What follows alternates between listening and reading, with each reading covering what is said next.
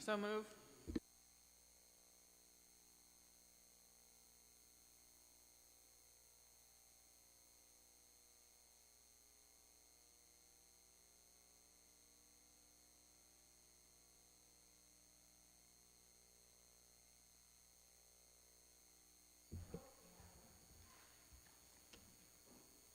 She's good? Now calling the special board meeting on the budget issue to order. It's a separate meeting, so would you do another invocation, please?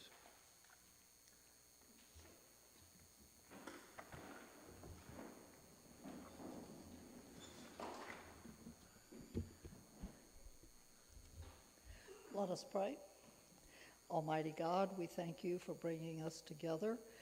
We hope that you are bringing us together in peace so that we can continue to deliberate and make good and right decisions for the city of Southport. Amen. And we're going to be facing this way for the Pledge of Allegiance. I pledge allegiance to the flag of the United States of America and to the republic for which it stands, one nation, under God, indivisible, with liberty and justice for all.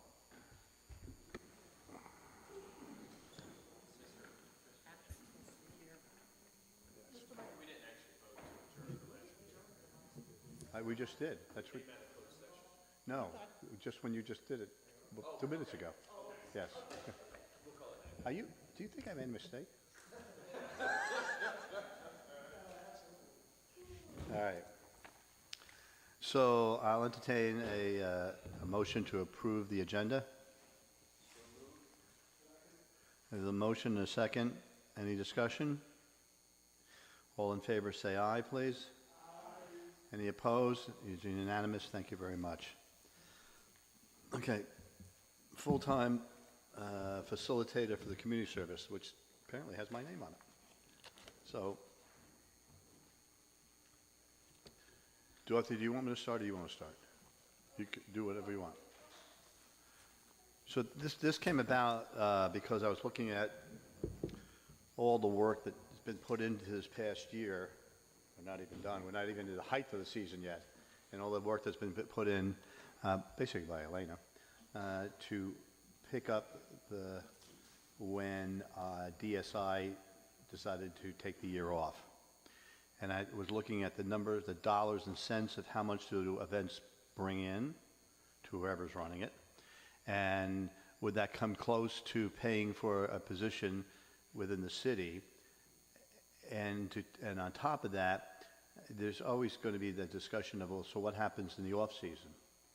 So we're going to have a discussion on that part of it as well. But it's to start the ball rolling on thinking about this topic of having a full-time position that would do all the events for us, coordinate them, and we basically would not need a third party any longer to coordinate the events. So, Dorothy, are you up first, ma'am? I believe so. Thank you. Okay.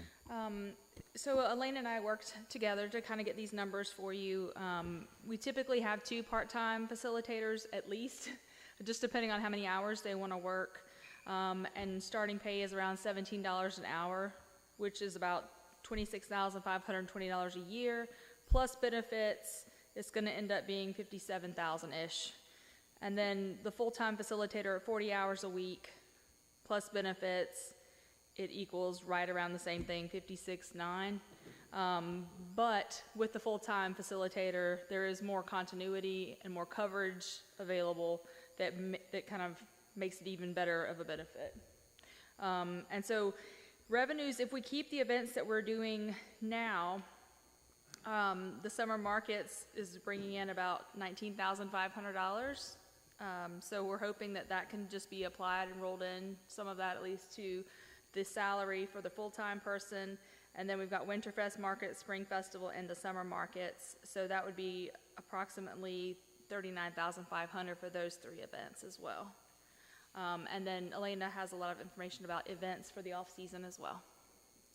So to rewind just a little bit, just to clarify, so what we were asked to look into was are we generating enough income with the additional events in order to justify a full-time position? The short answer to that question was no.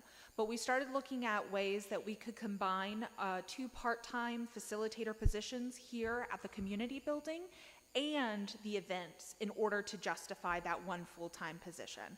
And with those coming together into 1 position, we make more than enough to cover an additional full-time staff member.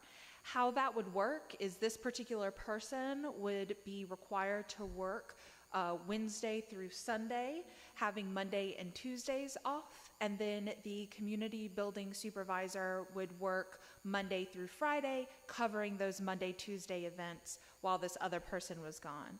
It would also be the first person in our department who would be required to be here on Saturdays and Sundays. That way, no matter what was going on in town, someone would be here to answer the phones, offer answers to questions that otherwise they just get sent to voicemail for. Is that it, ma'am? That's the gist. Yeah. Would you like to go ahead and talk about off-season and what other I would, events? yes. Okay, yes. So, do you have the... Yeah, so just to kind of break down what our year looks like. So summer markets run from Memorial Day through Labor Day. We have Spring Fest that happens in April every year, and Winter Fest that happens in December of every year. So across those events, you would be planning for Winterfest. We're starting planning right now for. So even though we're in the busy season, the planning stages for that is occurring right this second. Something else that would be beneficial about merging these 2 positions into 1 is that our slow season for the community building is during our busy season for events, summer markets and things going on around town, whereas the fall, where it's slower for events around town, is really where the community building starts ramping up, and we're more busy here. We've got weddings happening every weekend that person would be providing coverage for. Additional events that we're looking at doing, we have the America 250 celebrations coming up next year. That's when it's starting. We're going to start the celebrations in North Carolina with marking the burning of the Fort Johnston on July 19th, and that is with in conjunction with the state of North Carolina and their 250th planning. So we're doing that in conjunction mainly with the Maritime Museum and their state staff members. Other events that we're looking at are quarterly events happening in the community building in order to encourage members of the public to come in for free events, see the space, which acts as twofold. One, gets people in the building who may not use it regularly otherwise, but also marketing the venue as an event space as well, because then they would see what we have to offer.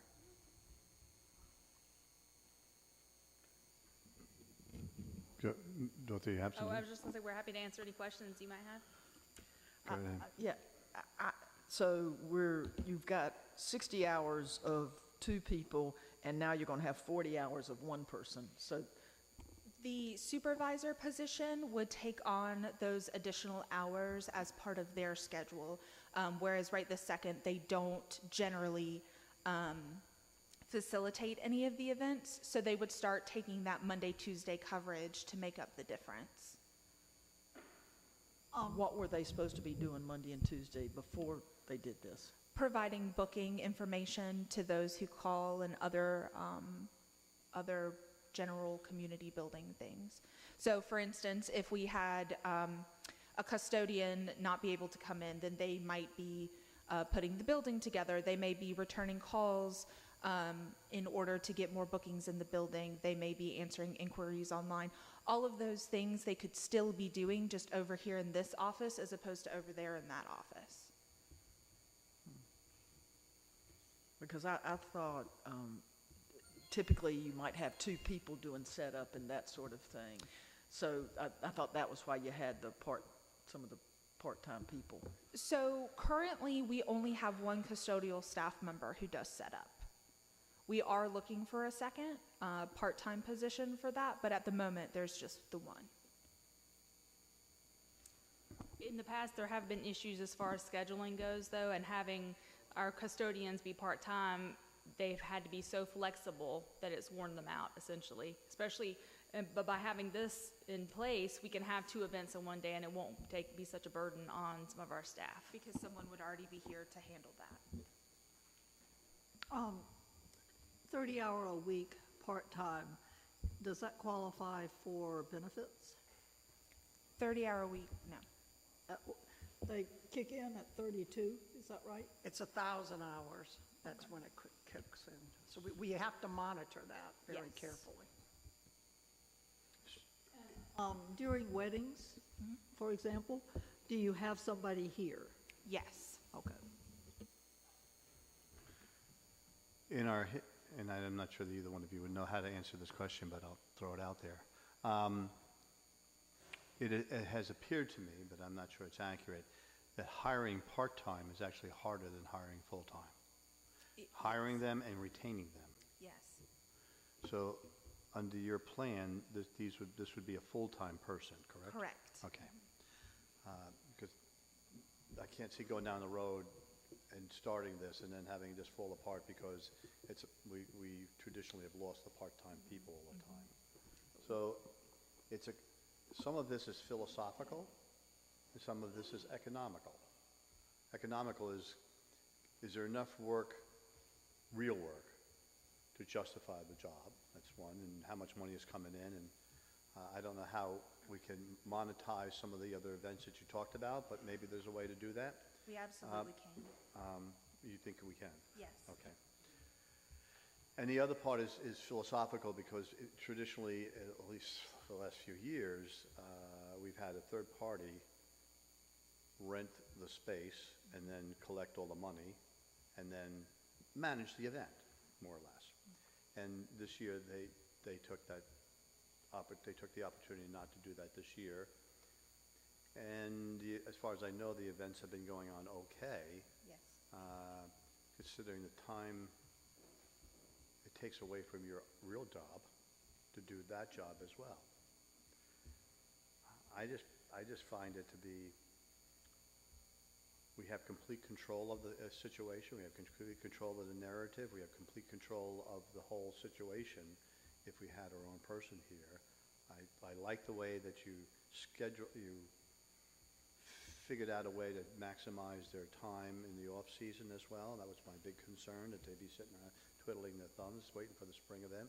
We did not do the spring event this year, is that correct? That is correct, yes. And was that part of the dollars? Did we estimate what we would have gotten in your figures? Yes, $10,000 approximately, if we had done it. If we had done it, so that's part of the configuration, okay. All right. Go ahead. Mark, So is there any, as an events manager, when it comes to the 4th of July, will this person play any role in the committee? Will they? Yeah, absolutely. So the 4th of July Festival and the city have signed a contract with the entirety of the department. So while I'm the one who sits on the board as the administrator, anybody who is a full-time staff member within the department is assigned certain aspects of the 4th of July Festival to help facilitate those pieces. If this person is hired and market is going to be some of their main focus as far as events go, they would absolutely then help with the arts and crafts market at the 4th of July Festival, and then that would be their purview. And there's our money-making, that 4th of July festival is the true moneymaker.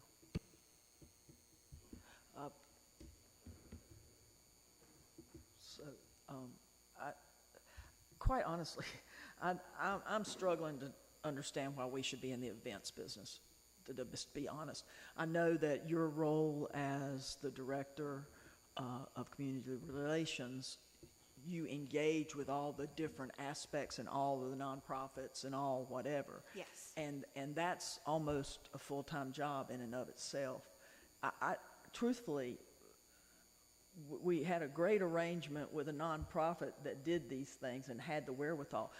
It isn't just one person that is involved when we're doing festivals. The fact that we hire this one person and they're part of their time is going to go to planning these festivals, you have to have, I mean, I don't know what's going on with the market thing, but I think there are more people than just one person involved in it. So I can speak to that just a smidgen. For the summer market specifically, I'd say Heather would agree that it's taken Cookie, herself, and myself in order to make the summer markets run this year.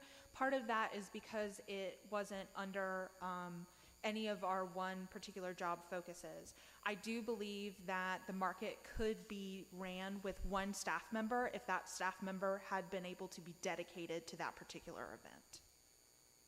But these summer festivals, spring and winter fest, and all those are big events Yes. for one person that we're not difficult to, while we're in the event business, for me. Okay. Robert? Okay. Is there any other discussion points?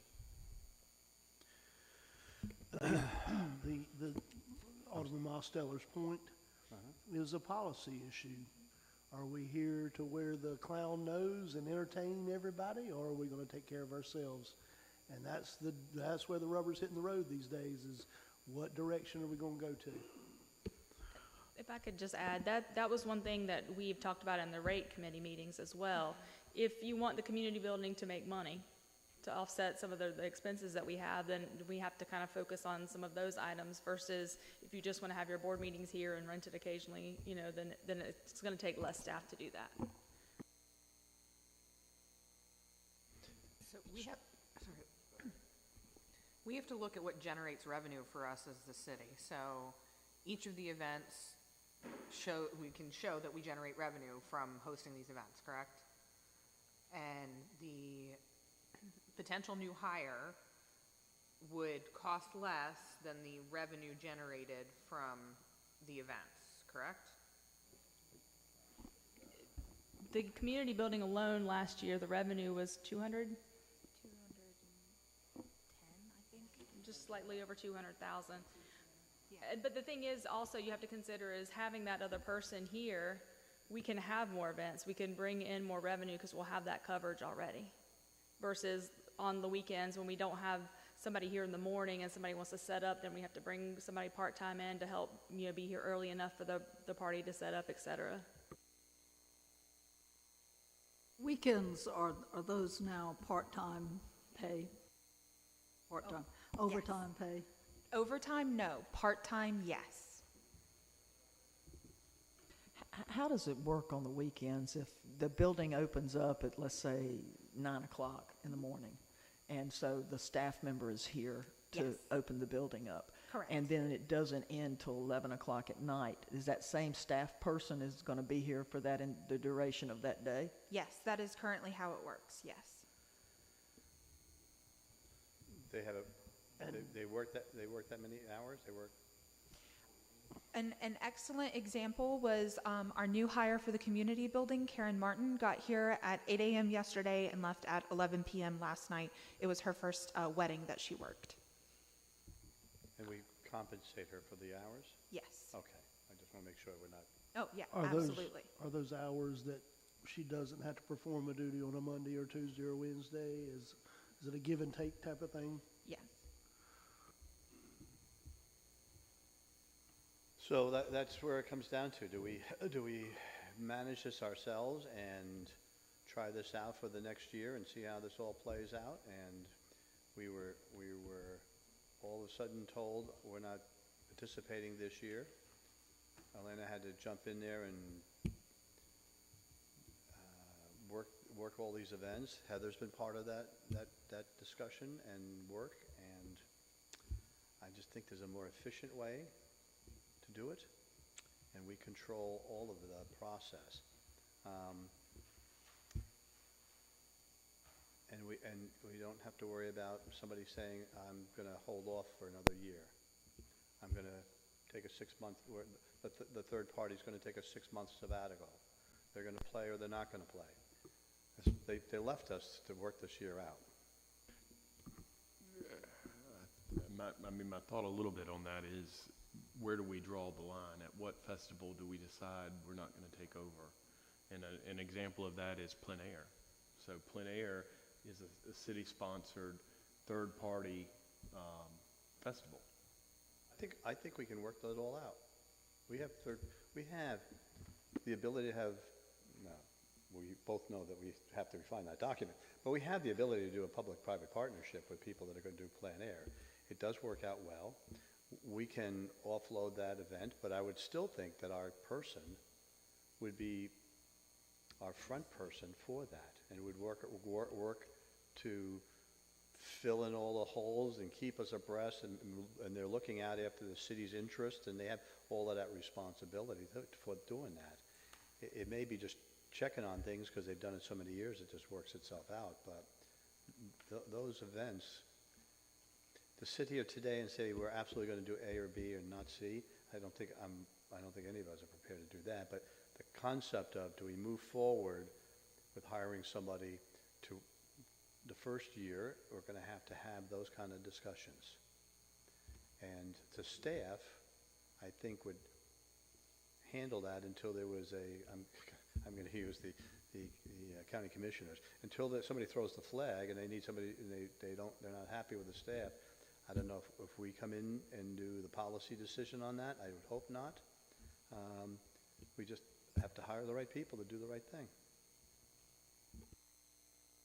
Are we looking to decide here and now whether to do this because it is a budget impact, or is this just a philosophical discussion for decision later? No, it's actually on your document. It's to ask the manager to relook at the budget to see how that would all play out when we have our final budget discussions.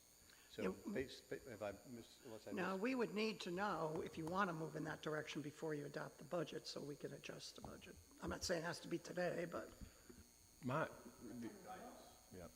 The other Getting pretty far down the line on budget. The other thing that happened this year, and yeah, they did pull out, but it was really because of us. Didn't have a venue. So, we closed Franklin Square. No?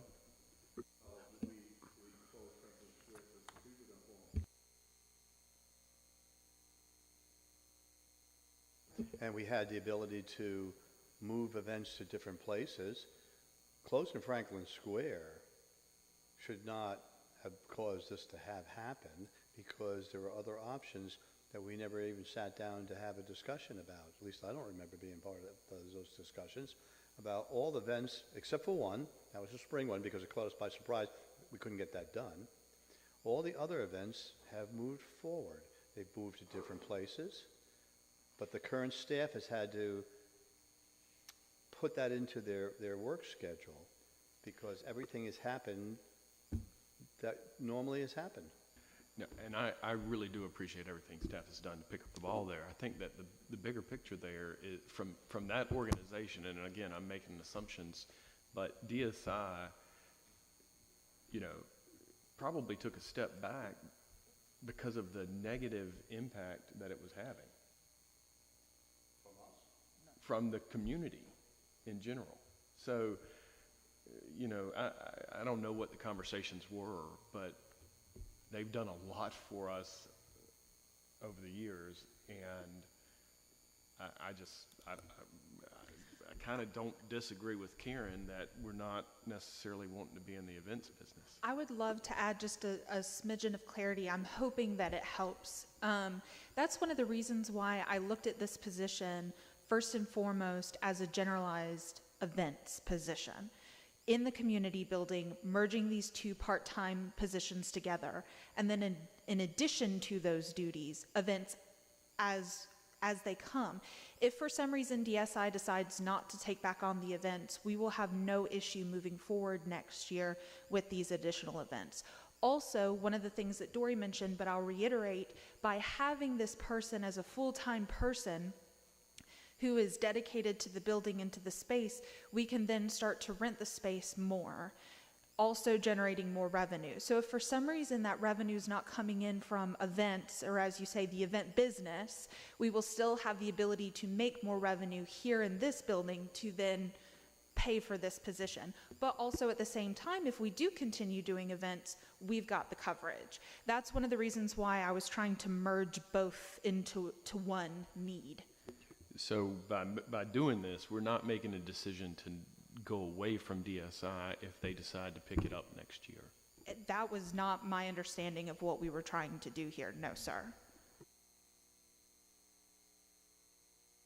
I thought the question you posed was you wanted an events person. What would that mean? Not you, but. And then, as we went through that, I realized that there needed to be a dual role. I didn't know what that dual role was going to be. Elena's come up with a dual role. And that would help. We would have somebody who's allowing her to do her full-time job to be our front person on events. How, if DSI comes forward and if the board decides they want to use them again, that's a separate and distinct question from this position. But I don't want to be held hostage by a group that somebody said, well, you can't use Franklin Square Park, so I'm going to hold my breath. I'm sorry. That was a bad business decision because those events went on anyways. We could move them around. We had trees that we're having an issue with. We eventually figured out that we had to cut them down. It took weeks to get that all done because RFPs and yada, yada, all that stuff. But the city rolled on just fine, but it taxed our staff too much to continue asking them to do that year after year. I don't know that, I don't know that it was a bad business decision for DSI simply because they were getting hit hard by not from this board, but from people in the community. And it was, you know, taking a step back might have been the most positive thing they could have done. So It would have been nice if we had had a long conversation and maybe talk them out of that, or try to talk them out of that, or work with them on that. But I don't recall ever being asked about any of that. All I recall is we're out of it. We're taking a year off. Well, for my part, I find it very persuasive what Alana has described as what this role would be and how effective it could be for all of the things that she has to do, plus additional benefits to the city. And I particularly like the idea that we could raise more money. I'm sorry, because every time I look down that way, I'm turning my back on you two, and I apologize. I think in terms of event space, the length of hours that we're having our staff members here is pretty typical in the event realm, so I don't think that that's, those that may be concerned about that, those of us that are in that industry, that is sort of the expectation, and that's not out of the ordinary there. So I did just want to mention that. But I think the ability to have the coverage here on additional days where maybe there can be a Monday Bridge Club wants to come in, or something of that nature that we might be able to do. I'm with Alderman Davis. If we can use this as an additional revenue generator, then it's a wonderful option for us. So when I was the liaison, back to the 4th of July aspect of it, we find at the very end of the contract with the Chamber of Commerce, we were paying $20,000 to $30,000 a year, and the idea was that phone calls came in for the 4th of July all year round, and they had us up to $20,000 or $30,000 paying someone else to answer those telephone calls. Really. And so that's part of why we got away from it, the fees that were involved. We're now able to supplement that, keep it all in-house, know what we're dealing with, and parlay it. So I see it as a good use to spread out the events, including 4th of July. Any other comments? So with that, what is this going to cost us in this budget cycle? It's actually based on what I gathered from Lance and the salaries. You're saving $1,000 essentially, $1,000.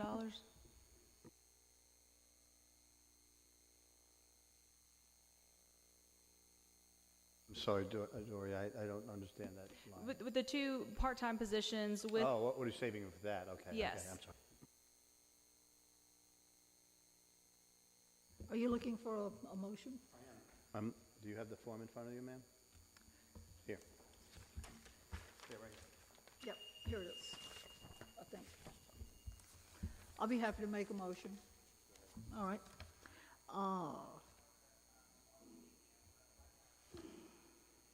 There is no motion. It is to rework the 2024-25 budget to reflect this change. The change specifically is to hire an additional full-time person to be in addition to community services, to specialize in events. Does that state it properly? Actually, you could just say as outlined by Elena Dale. Just do it that way. All right, as said. Second. Okay, there's a motion on the floor and there's a second. Is there any discussion? One last thing is I would not want this to discourage our nonprofits from doing community events that we also partner with. So I appreciate you have some questions about how something happened, but I do know that they were out in the community talking. I believe they spoke with the city manager and different things. So I just want us to be clear that we need to encourage our nonprofits to participate because that's a valuable, valuable resource. And I totally agree with you. I mean, the whole spirit of Southport is to bring as many people under the tent as possible and to participate. So I wasn't even envisioning how we would be cutting everybody out of all the nonprofits doing all their events. But we'd have somebody who would actually are able to focus on that and keeping track of all of those events and making sure the newspaper article or the website is up to speed and all of that. I mean, I would assume you still would do that stuff, whatever you do, that magic. But they would just feed you to be part of that program. Well, with that concept, these revenue numbers are BS. If these festivals are taken back by DSI, that's not income to us. Exactly. That is why I wanted to merge the part-time positions, so the bulk of the money was coming from this building and this revenue. And by having a full-time staff member, we can increase that revenue if we are not doing events out in the public. We can still be doing events here in-house. So the $800 per year or month, what are we talking, Dory? That you said we were saving? That was just for the year. Okay, Just, so it's about $800 washes out. savings is not $800 because you're taking into consideration revenues that we may not get next year because DSI may take it back. It's the cost So of, instead, it's almost a $40,000 per year negative. I understand what you're saying, but it also depends on what other events we can have here, so.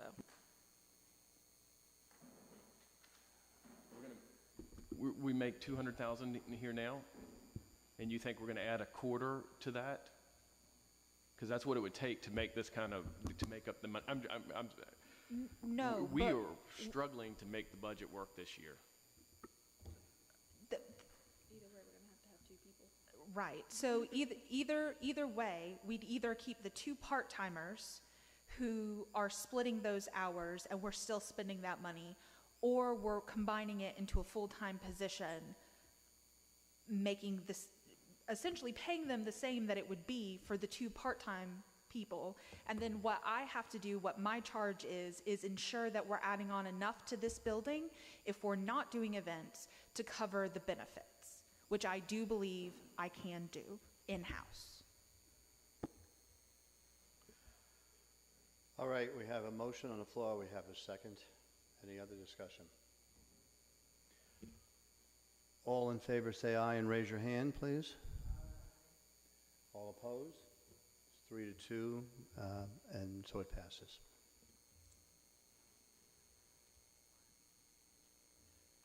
Did Frank have to leave? He did. Okay. I wondered where we lost a person. He had a family. Okay. All right, next type is the new rate possibilities. You're back up, ma'am.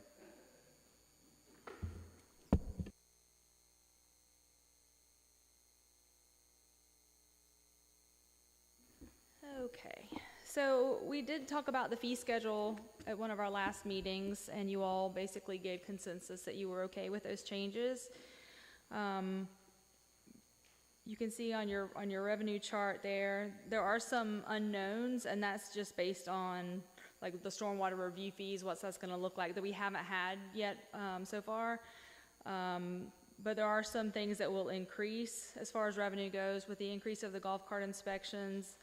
That's essentially almost doubling the revenue. The filming has increased slightly, but we're not sure what that will look like. Just depends on how many opportunities we have for filming here.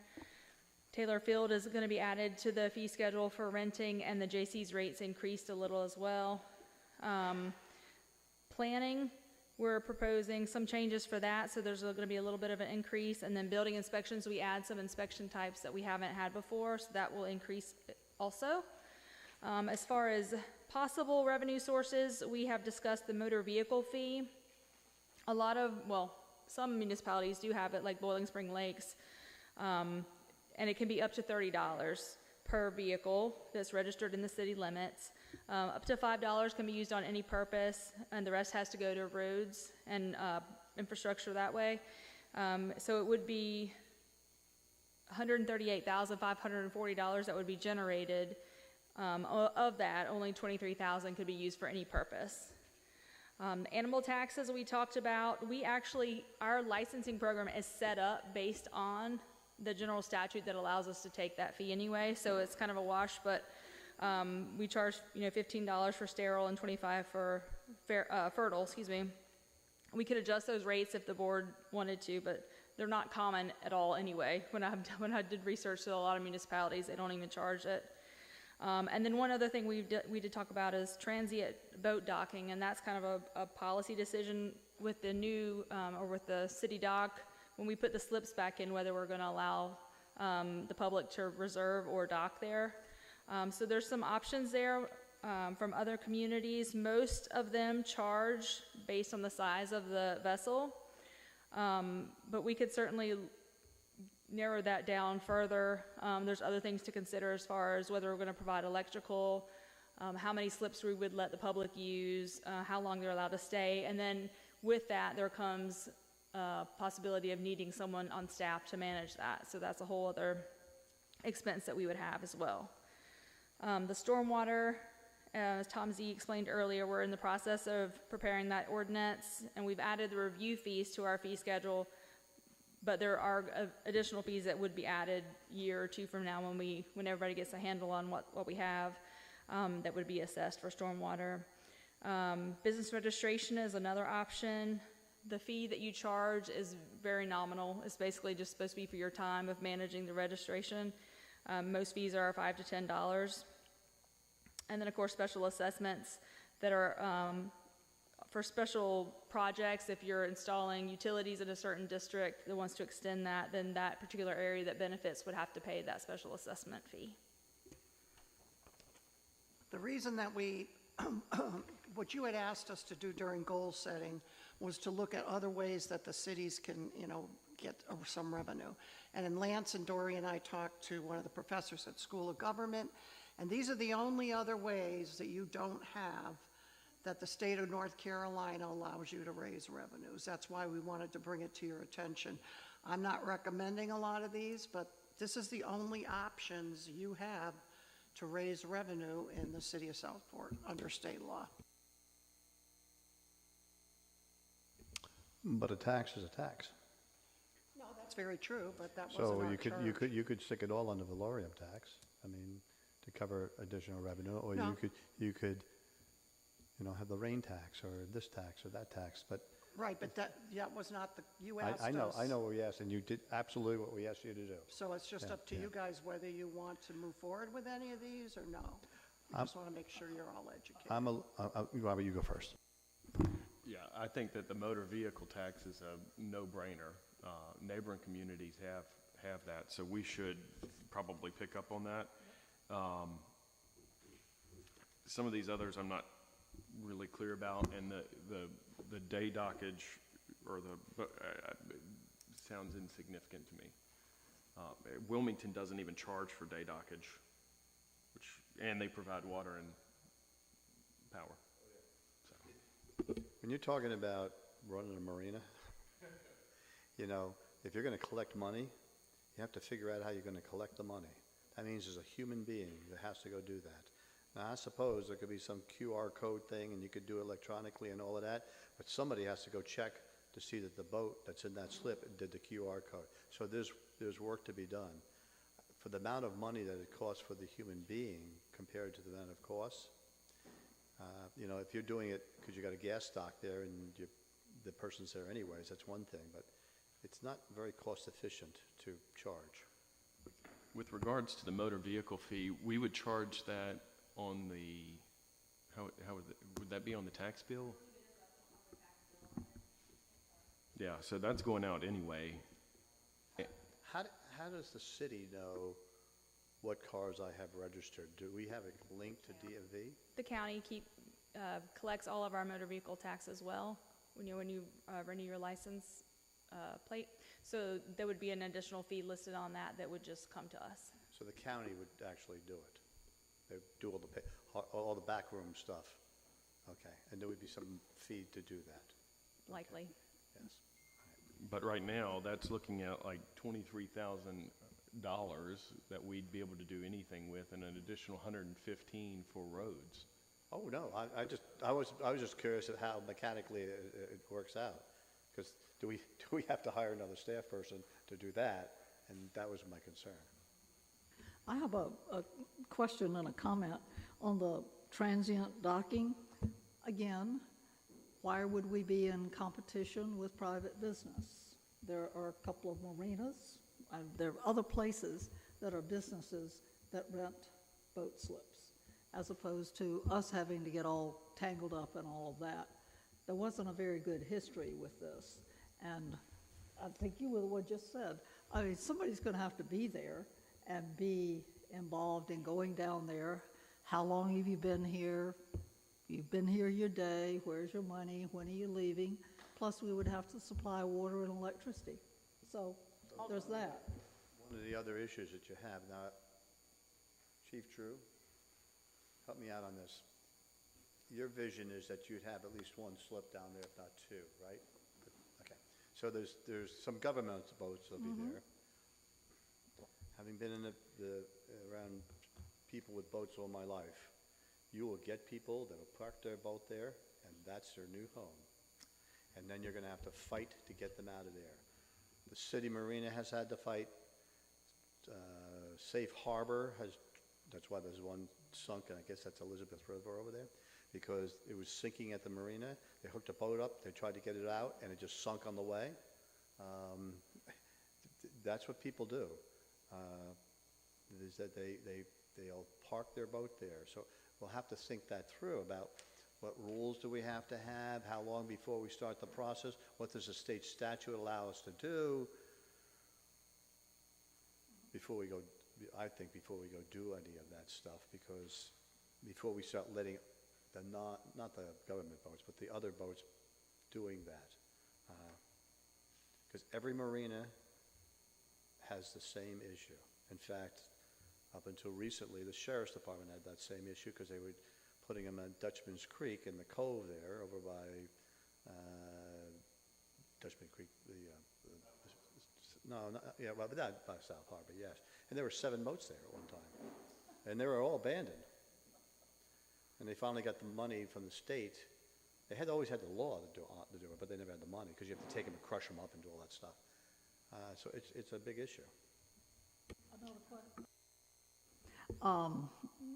Domestic animals that are not pets. what are those? And we have them here? I mean, are people keeping goats and chickens and geese? Thank you for bringing that up. I mean, under state law, bees are livestock. So we're gonna charge per bee or what? I'm being facetious here. I'm just trying to find out what I'm we had suggesting- in mind. I'm suggesting we stay away from the bees, or we're going to be having all the holes in our city property. There's actually a bill right now that says that municipalities cannot touch bees. It hasn't been passed yet, but it's running through the system right now. The staff and I did not have any idea. We just want to know, do you want us as staff to pursue any of these? And if so, we'll start working on it so we can get it in the budget. If Can you we go don't down- want to, you don't want to. Can we go down the list? Sure.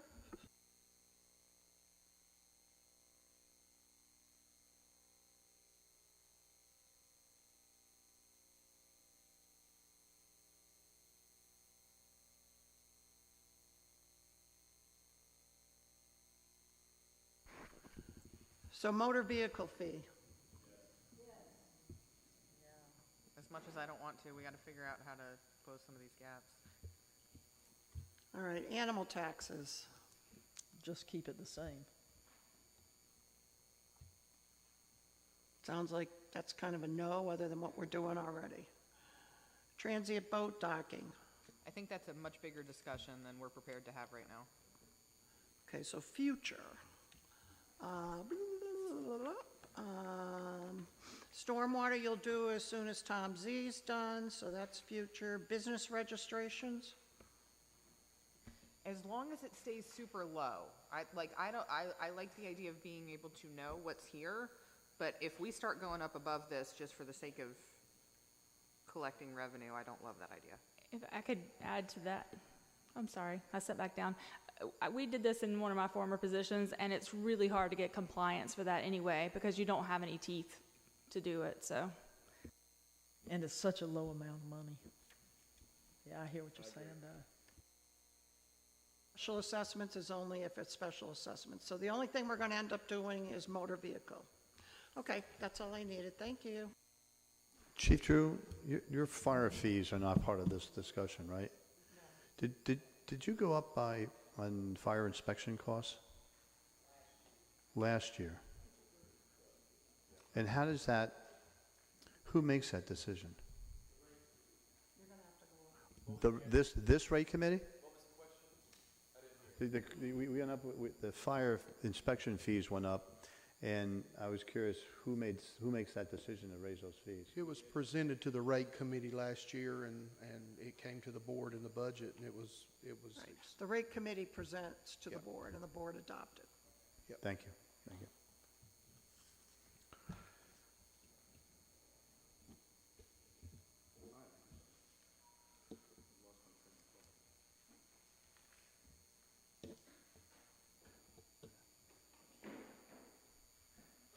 Revisit the methods to close the budget gap. All right, there's a couple of things that you have so we can get going on the budget itself. I had emailed to you, but the questions that you had from your last session are in front of you today with all the relevant information. We also have in your packet with the agenda, which I think is going to be key, is what each penny means in tax to the lower priced home, medium priced home, and a higher priced home. So that's in your packet, which I think is one of the major things you asked for. And then the other thing that Lance will be going over now is where we are with the budget. And then we'll go from there. I think there's just a number of things you've got to still finish making major decisions on. So Lance, why don't you go up, and then I'll go through the list of what's still outstanding. Also, just to make you aware, the larger sheets that I handed out, that was the one that's in your packet. Tanya did not have the new one, so I have new copies, but they're smaller if you'd like one. No, Lance has them. Okay.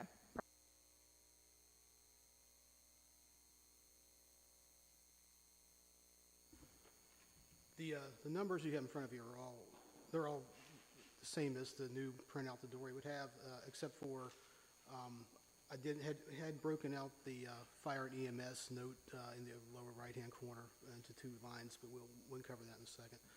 So we went through this same form the last time we talked. The picture's gotten a little bit worse since the last time we talked. And that is, if you recall, the last time we got together, the staff had, in less than 24 hours earlier, had discovered an accounting issue that affected the permitting fees, the system of development fees for water and sewer. In some cases, in the building permit system, were being credited incorrectly to the permit fees. I had thrown $100,000 in there and advised that we had thousands of rows of data to go through. We've been through those thousands of rows of data, and the number that we're adjusting now is not $100,000, it's $237,000 from where the budget had originally been.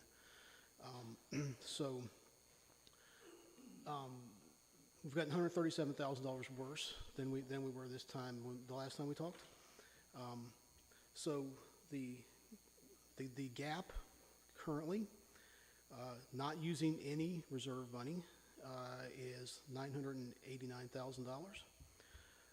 We have that $1.2 million in reserve that we took from the water sewer fund that we could use that $1.2 million to close that gap and have money left over to carry forward.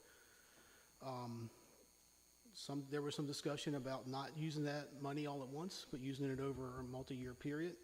So under the blue stripe, like last time, there's a scenario that if we used $400,000 of the $1.2 million that's set aside, that would result in a gap of $589,000 remaining over and above that $400,000. And essentially, the ways to close this, we're not going to find $500,000 worth of new revenue or new expenses. There's really two ways to close this. Use the money you have in the bank, or raise taxes, or some combination of that. And so when we could find maybe a little here and there, but that's a big number on a $13 million budget. And so you had set aside we have about $1.4 million in a capital fund. Bonnie had presented a $1.4 million plus capital list. You've scratched some of that off. We could repurpose those dollars to close the gap, or we could hold on to those dollars and use them for additional or other future capital needs. Or we could dip into the $1.2 million reserve that was set aside, or we could dip into our regular fund balance, which we have enough, plenty to cover that gap. Or we could take the 1 cent tax that was proposed and we could apply that, not to capital, but to the gap, or some combination. So that's sort of the strategic direction, I guess, the staff needs from the board is how do we move forward with this? What do you want us to do, and what do you want us to work toward? So my thought on this, and I think I've communicated this in the past, you and Alderman Spencer's idea of using the 1.2 over multiple years, if we use that over 3 years and we increase tax by 2.7 cent each year, we make up that $1.2 million by year 4. So we should be close to even at that point. What's the drop dead date that we have to balance this whole budget? No, we've got to let the county know by June 30th at noon, which to me is way too close. You should back that date up so that they can get those bills out. But I understand that, and I fully agree with you. But if there's potential of getting additional monies, then I want to know, I want to be able to talk to those people about, are we going to know by then? So that's Well, I don't know, I mean, that's up to the board, it's just, So if we, with 3 days, I don't even know what 3 days, if that's a weekend, a couple of days before that would give us enough latitude to get there? well, right now, you have budget deliberations today, you have one scheduled tomorrow, you have no other dates planned, and you have a public hearing June 17th. And we've got to. We can't make any decision until after the public hearing anyway. No, you want to propose a budget from the board and you've got, how many days we got to put that out? 10 working days? 10 days has to be 10 noticed. working days, so you're back into that, you're this week. And not to say later after the public hearing, you can't change things, but we've got to have decisions this week of what you want to present on the 17th. So with that proposal that I just suggested, that's 2.7 cent if we don't add some of the jobs, correct? Because there's, Well, the jobs that Chief Drew has requested are not part of the numbers we right. just discussed at So one time. even if we don't add that, we've got to go up 2.7 cents, which means 3.7 cents because we got an extra penny for capital that's already kind of built in, right? Proposed. Yeah, you could use the penny for whatever. Right, but we really do need to focus on capital too. So that's 3.7 cent before we add another $400,000 worth of jobs.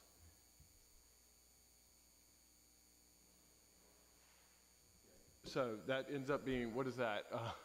4.4, that's 6.4 cents if we get.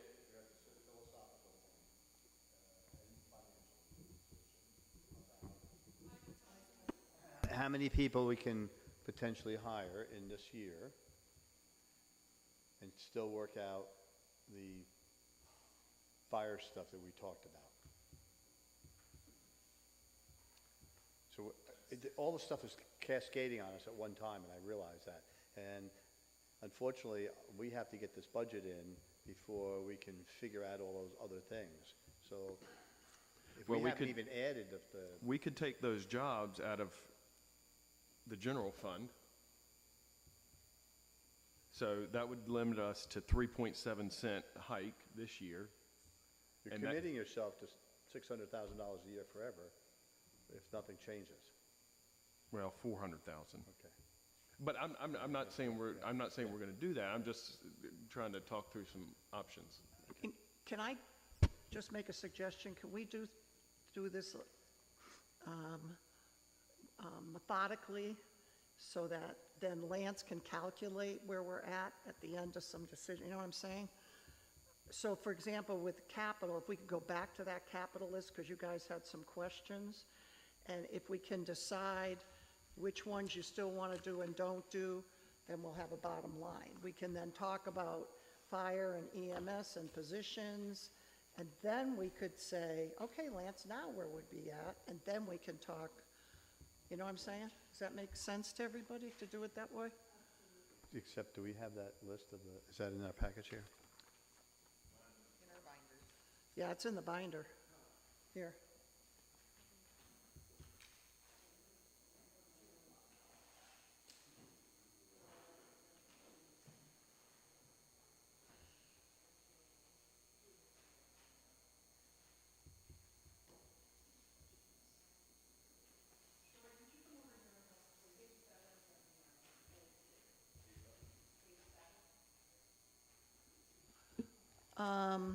So for example, where we left off at the last meeting, because I need some decisions on this, tennis court resurfacing. You wanted us to look at the basketball court and then to just paint and resurface the tennis courts and basketball. So if you want to take those out, then I still need to have $4,800 put into Heather's budget for striping of the tennis courts, one into tennis, one into pickleball, and also to do the basketball court. But that's not a capital expense, that's a general fund expense. Well, I wanted to address the basketball court. Yep, that's 1,200. Because the basketball court, I have. Well, just so you know too, while you're doing that, Karen, we had our liability person, Darius, who was down here, looking at a lot of things, including that basketball court, and Tom Stanley and him have decided that that can be resurfaced with Tom's guys, and then you just would need to do the striping. The tennis courts, Darius reported out, can be delayed another year. Again, Tom Stanley can use his staff to do the resurfacing and get it smoothed out and then just do the striping. Well, and the pictures I took, y'all, are visual aids. I was going to have them for you last time, but we had the short meeting. It is spalling.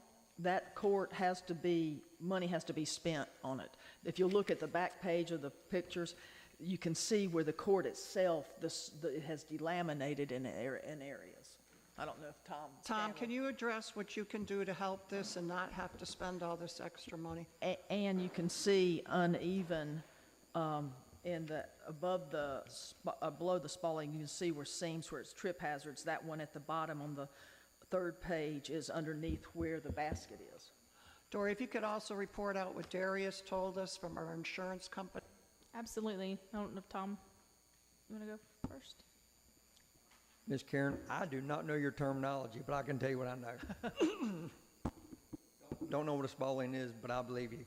So when we walked through with Darius, excuse me, last week to the tennis courts and basketball courts,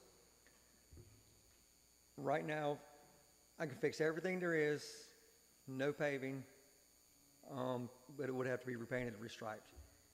The basketball court, or the tennis court at Low White Park, at the entrance was really the only issue. There's 2 concrete pillars where the fence is. I can cut those out, and in-house I can repave that, and that can be repainted if it needs to. It really doesn't look bad. The basketball court behind Parks and Rec. That's what I'm talking about. Is not in bad shape. It needs some work. There's a crack. I can scarify that just like I do sidewalks. And right under where what I'm going to call the goal is a concrete section where there probably was a metal goal post back in the day. I can cut that section out, and I can re-concrete that, and it can be repainted and restriped.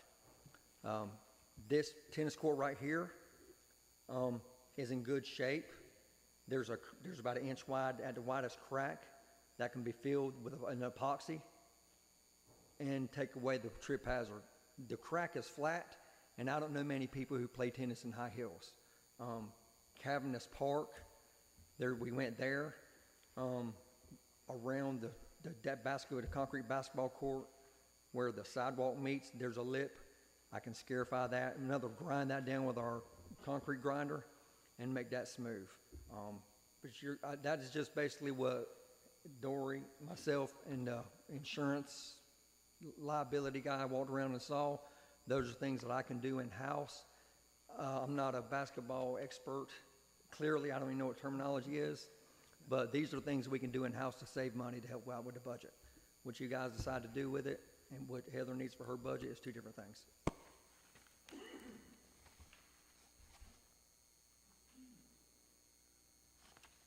So the uneven, this is all focused on behind the gym.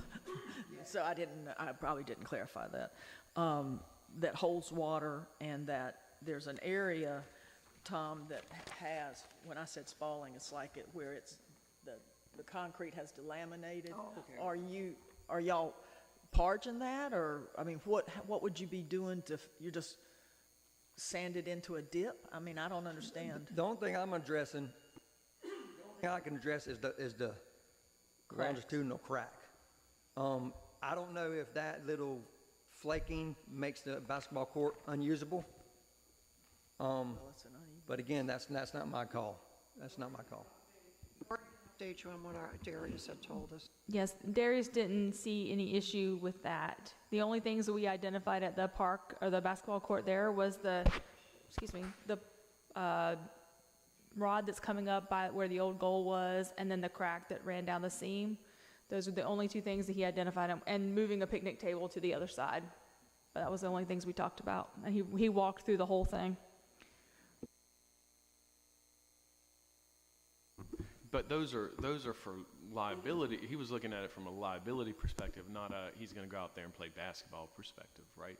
Well, yeah, but that's a safety. He's looking to say, if I'm a basketball player, would I kill myself? I mean, that's what his job is, playing on this court. He took a measuring tape. He was measuring the size of any divots or cracks that we saw. He did shoot the basket while he was there and made it, but he didn't identify any other issues. If you want us to look at repaving, I've got to get prices. I don't have that. He wasn't looking at it aesthetically. That picture you showed me is not aesthetically pleasing. That was not his job. His job was to go out there and see what the liabilities, the issues the city would have if they didn't take action. What's the 7,000, wasn't it around 7,000? What was that number? If you're talking about the 4,800 I just mentioned? But we never had measured out the basketball court. It was only the tennis courts we had in. No, there was a figure for, Heather, I'm sorry. Sir, Heather, I thought it was just I thought it was tennis courts. I thought it was $7,000, but I didn't know if that was a skim coat. I didn't know what that process, what all that meant. That's why I brought this.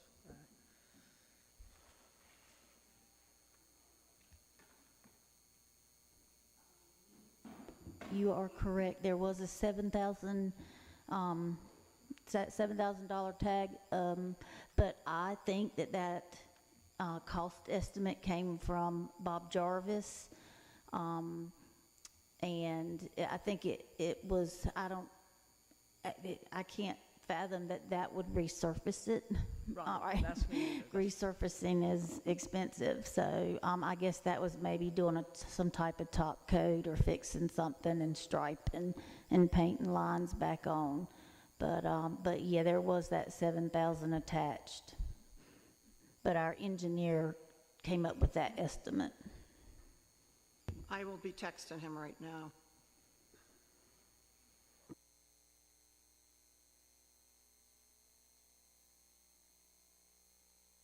So while we're waiting here, I see the cost for the tennis courts. Is there, am I missing it? Where's the basketball court? That number is just for color coding it and painting it. To pave it is going to be considerable more than $7,000. Put together that list. That basketball court was not a priority in my list. Karen and Robert want to add it as one, but I didn't have it. So the real question is that we're down to needs and wants and. Well, it is one of the most used park artifacts or of things we have. It's one of the most used. Kids are on it every day. And they can still be on it, correct? Right, but could we just spend a little bit of money on it? Money hasn't been spent on this, Heather, in 20 years? I don't even know how long. No, it hasn't been surfaced in 26 years. So, well, if staff can look and just check the spalding, what I call, where it's the concrete's uneven, and that's something that is addressed, as well as with the coating. Yeah. I don't know. Yeah, my main concern is the coating because with the condition that the court is in, on a day like today, it is fine, but it retains any moisture, and I'm not talking about it has to, rain. I mean, obviously that does do it too, but, if the humidity's high, it gets slick and people fall and hit their heads. So that was just one of my biggest concerns of at least, trying to do some type of top coat on it. So I appreciate you standing up for this basketball court. I'm wondering, did we ever finalize the discussion on Franklin Square and what we were going to do with the stage? There was suggestion that they wanted to move it over to that location? No, that hasn't been, that won't be done until after all the survey work and the events and all that. Sure, but there was discussion about moving it over there, so we're going to top coat this thing and then make a decision on that later on. We don't think we can move it because of the grant. Yes, ma'am, I got you. CP&L, Duke Power.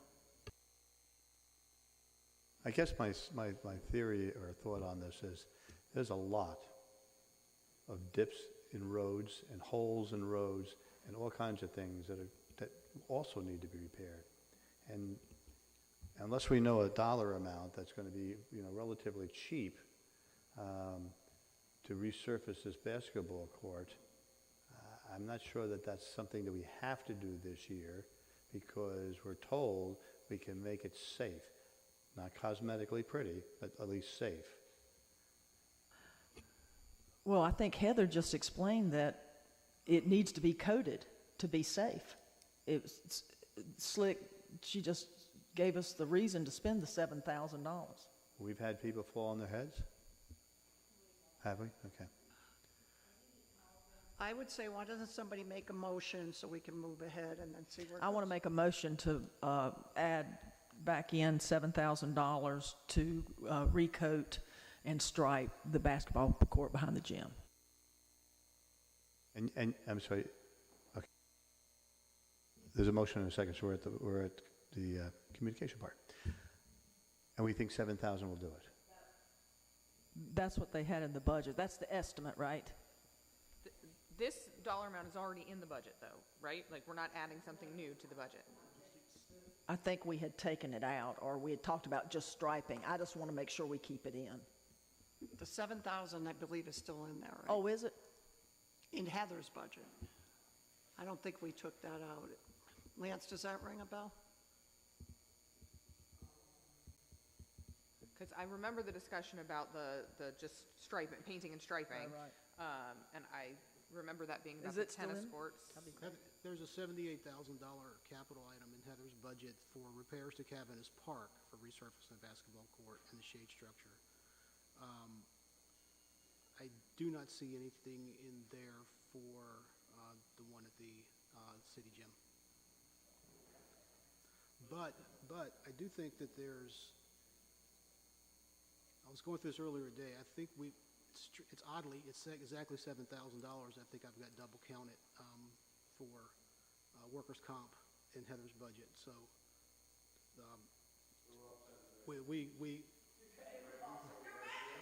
I literally have it highlighted in my spreadsheet from this morning. Strangely, it's exactly $7,000. So we could swap that in and out, and it wouldn't increase anything in the current numbers. So to be clear, we have a motion, right? To add into or include in the budget $7,000 for resurfacing the basketball court behind the city gym. Is that correct?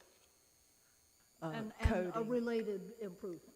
Coating and whatever, yeah. So we have a motion on the table. So, any more discussion? All are in favor of the motion as stated, say aye and raise your hand. All opposed? Okay, it's 4-1. Let's move on. All right, for tennis courts, do you want to add in 3,600 to get those striped? If so, we got to add it into Heather's budget. Well- Unless Lance finds another 3,600 in. Well, we're taking out 160,000. Correct. Okay. And Tom, the improvements you talked about are things you can just do in-house. You don't need a budget for.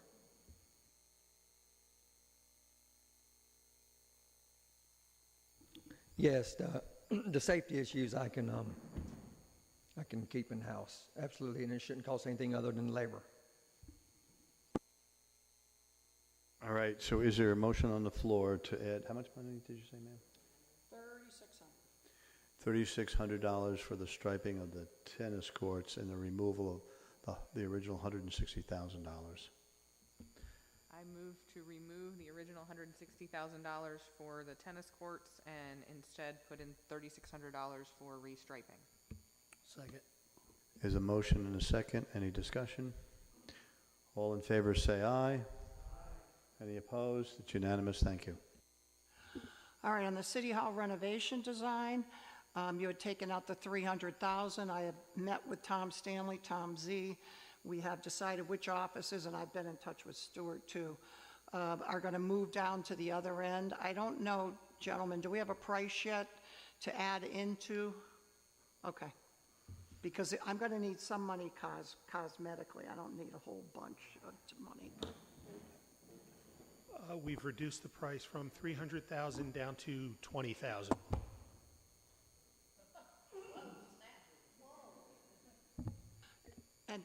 Tom, you want the 20,000 in your budget? Probably makes, okay. We did the architecture work ourselves. Okay, so this is the Yes. current City Hall. I'd entertain a motion to strike the $300,000 that's currently in the budget and replace it with a $20,000 fee to reconfigure the current courthouse. The town hall, not the courthouse. I'm sorry, did I say courthouse? It's on my mind. Town hall, apology.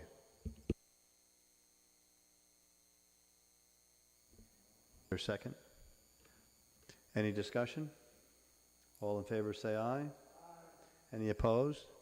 Unanimous, thanks.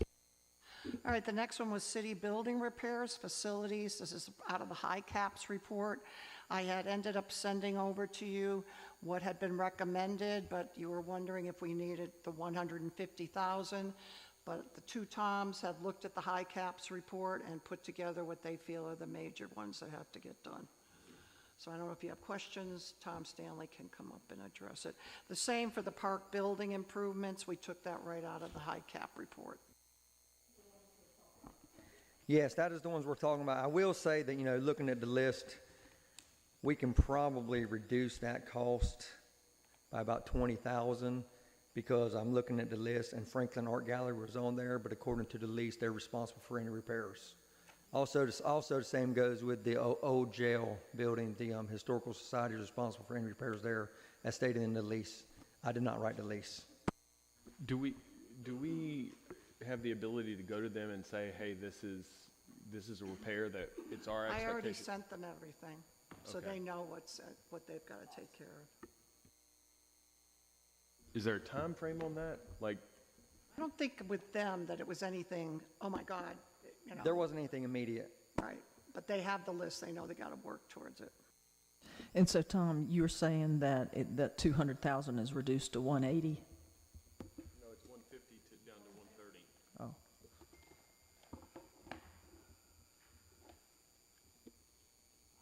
A question that's along the same lines. North Carolina Maritime Museum, $10,000 for mechanical. Aren't they responsible for that? Yes, they are. So we just saved $10,000. Are you talking about the Maritime Museum? Yeah. You didn't That's not on the list for next year. No, it's That's not on this That's list. not a part of that. You were excited about your $10,000, but you weren't excited about the $20,000 I just saved you. I was, you just didn't see me applauding.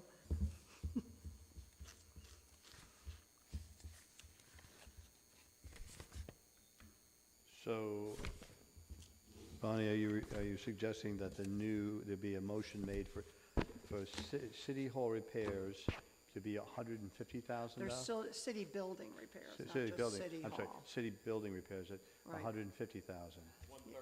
130? We're down to Tom, 130? can you do it? The 130? Yes. Okay. So we're down to 130. Somebody want to make that motion? So move. Is there a second? Second. Any discussion?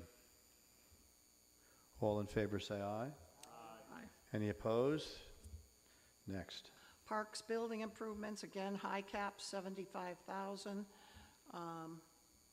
That came out of the high caps report.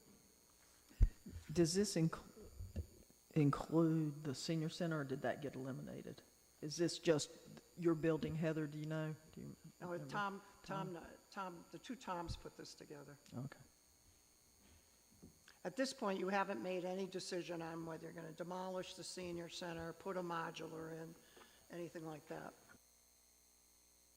Okay, this is just the Parks building. This is just Heather's building itself. Just the 209 Atlantic. And the two major items there are the roof replacement and the HVAC.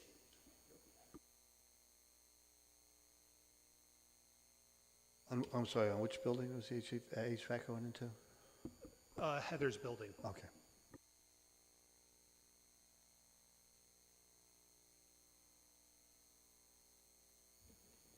Anybody want to make a motion? Or I'll entertain a motion. We leave it in. We're just going to leave it in? Okay. Then the courthouse environmental, actually, they had a mandatory walkthrough in that building this week. We had 7 companies that were there, which was excellent. HiCaps was very happy with that result. Right now, it may be, the bids aren't due until June 20th, but right now it looks like we could go to 600,000, but, you know, that's a decision for the board.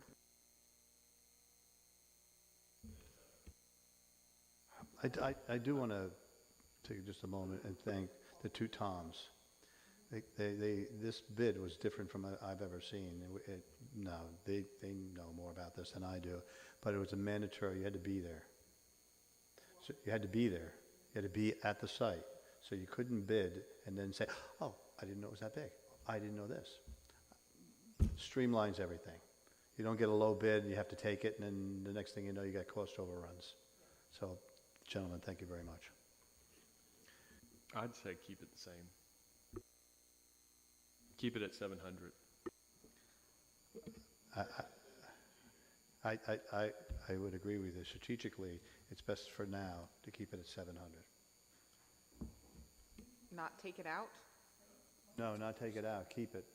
So it's on the list, so it has to be paid for by somebody. Do we want to discuss or Nope. bring up? Nope. All right, never mind. That's a closed session. You can't bring that up. That's right. All right, so we're going to leave it in at 700? Everybody's quiet? Okay. Yes. All right, and then the rest of the items you've made decisions on, so I think we're done with capital unless somebody has something I don't know about. Okay, does somebody have a total of what we just saved?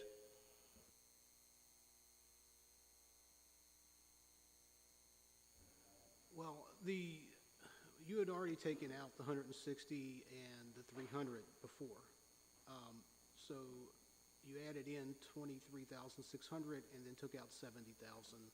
So you're down, whatever that comes out to be. Yeah, 46.4. Did you say that again, sir? Compared to the sheet that you've got in front of you, because in the last session, you had said to take out the 160 for tennis court resurfacing and take out this 280 for City Hall. Now you've added in 3,600 for tennis court striping, 20,000 for City Hall. So that's money back into the plan, but you took 70 out of the city building repairs, so you're down 40. So you saved 46,400 net. So total, I'm looking at a figure of $1,808,000, right? Of that, how much are we down now? That makes it clear in my head. $606,000. How much? 606. 606. So we cut $606,000 out of the budget. You've got 1,202,000 is what's left right now. Okay. Didn't you say our shortfall on all of this was $950,000? It is. So we're down to 900 now, so we had a $50,000 adjustment to the, Assuming you choose to use these capital dollars on what I would call the operating side, yes, if you choose to use these dollars there and not reserve them for other capital, then you've closed it down by 600. You have to remember what Lance is saying. If you're not going to use these monies and the monies you have in there, they have to be towards specific capital items. So if not, you're going to close them out. The money's now going to go back to general fund, and it will sit in fund balance, or you could transfer it to help out this year's budget. So we're down to about $300,000 at the gap. Under that assumption,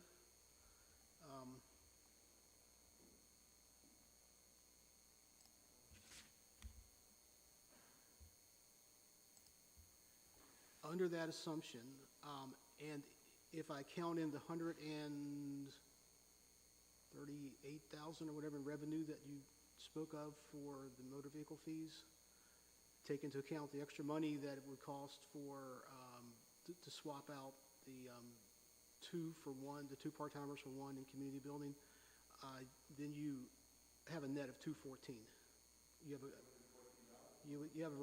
assuming that this whole 656 repurposed for operating and not held in reserve for capital, you would have a gap of $214,000 right now. And that would mean, Lance, that all the capital money has been identified to a project. And that's all, there's nothing else left in there, right? That's right. Then the next big decision is fire and EMS. And I know Chief Drew's been up here 50 million times, so I said to him he wouldn't have to come up here. Because we really, I mean, in the packet, the questions I gave answers to you, that has the grants, you could add those grants in that he's been able to obtain. That would help the budget. But I think you're at the point where you've got to make a decision here on which way you're going to go. I do have a question for the chief, though. You can sit. No, we need I'm sorry.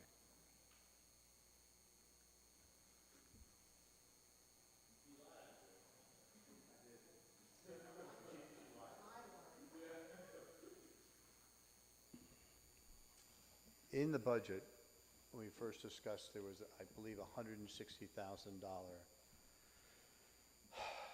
gap between your fire fees and what you thought you were going to need.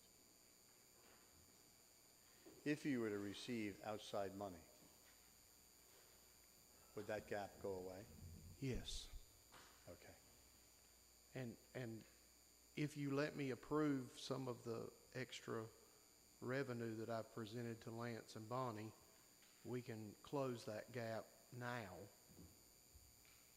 That's in your answers to the questions. That list of grants is in there. I have about $100,000, I think, that I've located in grants in the last month that I feel like we're very probable to get, not including any state grant money, to try to help close that gap and help out. So Lance, there's the potential of getting grant money. There's from a couple of different sources. Most likely, we would not know the answer to that until after this budget is passed. If we pass the budget with these different items in it and the grant monies actually come through, does that go into capital? Does that go, does it make any difference? I mean, we can adjust the budget to say we no longer need to pay that 160 at the end of the year. We can pay it right now, or pay whatever it is into the gap. Is that correct? Am I? You have to amend your budget either way. So you could put it, if you have new revenue sources coming in, you can assign them. Assuming the revenue source is not restricted in any way, you can assign it to wherever you want it to go. So you could go to capital. It could go to pay off fire trucks. It could go to pay for personnel. And I need a second here, but I need to amend the numbers that I gave you a moment ago.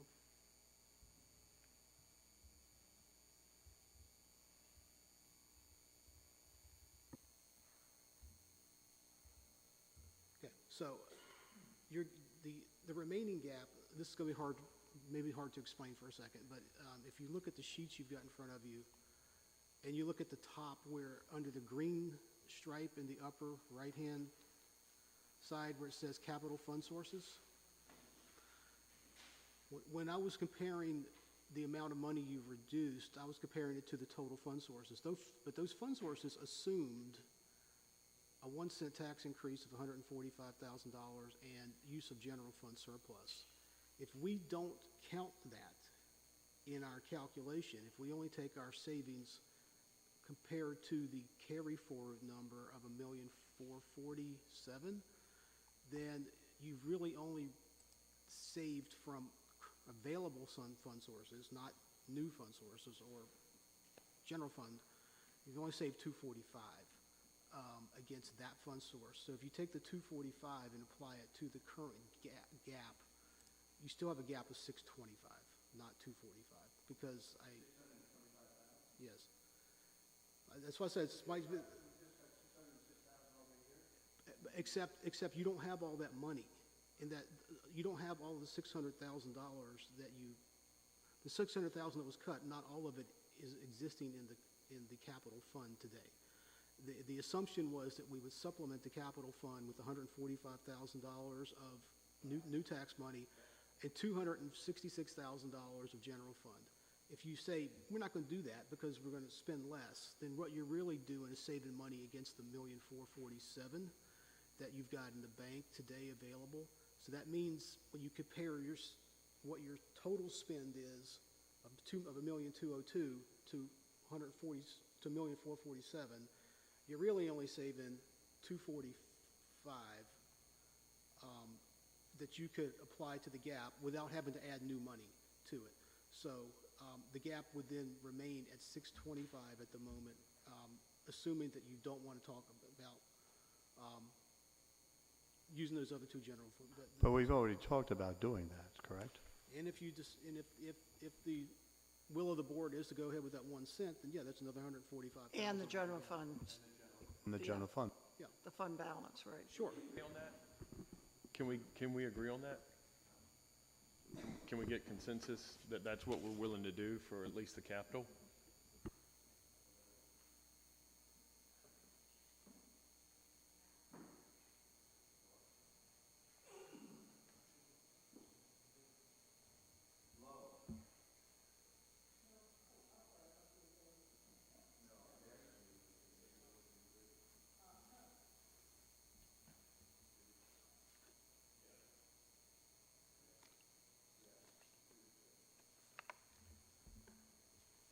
All right, do you need Chief Drew?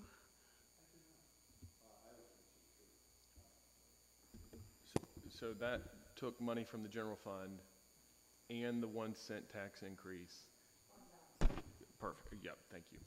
So, I'm sorry, I didn't quite follow that. You are going to do the 1 cent and you are going to do the general fund transfer. Okay, so then your gap would be back to the two. I'll do the math again to make sure I see it right. Have we just finalized that we're going to increase taxes 1 cent? No,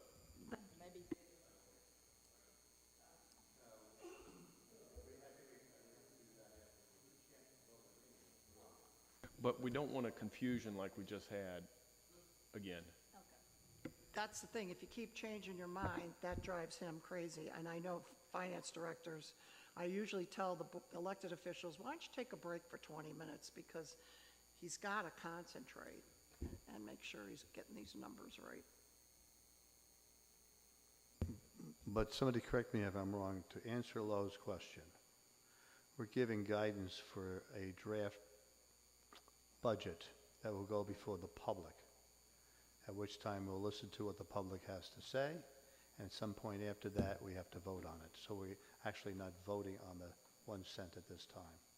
Does that make sense? And Okay. and so that, the 214, is the number 214 the gap? Yes, So- sir. Okay, so that ends up being a 1.47 cent tax increase to make up that gap. On top of the 1. Or you could use some of the 1.2 million. Yeah. Oh, no. The numbers we're talking about right now, you're using none of the $1.2 million. Yeah, you still have that money. Well, I don't know, we need consensus. I mean, thought we there's- were doing 400 of that over the next 3 years, Oh, is that okay? right? Everybody's Is happy? that what we Everybody's talked happy? about?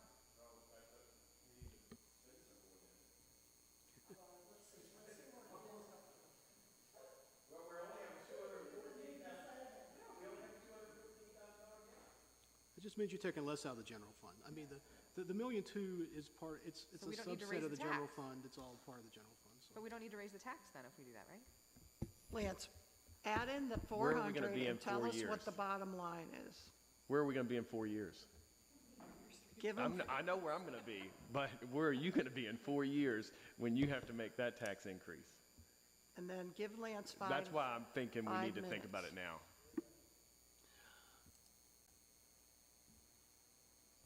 So everyone be quiet if so you that he use- can figure this out. If let's forget about the 650,000 you just took out of capital for a second, okay? If you use $400,000, that leaves a remaining gap of $470,550. And that's after I've added in, that's assuming that the numbers are right on the 138,000 for the motor vehicle fees, okay? And also assuming that we can use that for, say, Tom Stanley Streets, that's part of the roads thing, and we're not having to reserve it for some other project. So you've got a gap of 470 if you use the 400. You just took 600,000 out of capital. So you don't have to use all of the money that you just took out of capital to close the gap. You could keep a couple $100,000 in capital. And you still need to decide what you're going to do with fire and EMS. And that's right. You've got another 389 proposed. And actually, if you use all of the capital money that you just took out, that pays for 185,000 of, that basically, it almost gets you fire. The fire piece is 189, and you would have 185 to put toward that. That's capital money? Yes. You know my favorite phrase, do not use one-time money to go towards ongoing expenses. Right. That's exactly what I was thinking. This is a recurring cost. Correct. So We can't afford the current reoccurring cost. And that's why it doesn't feel good to raise taxes, but somebody's going to be sitting here in 4 years if we don't think about it now, trying to figure out. Those are two different topics. I know. One is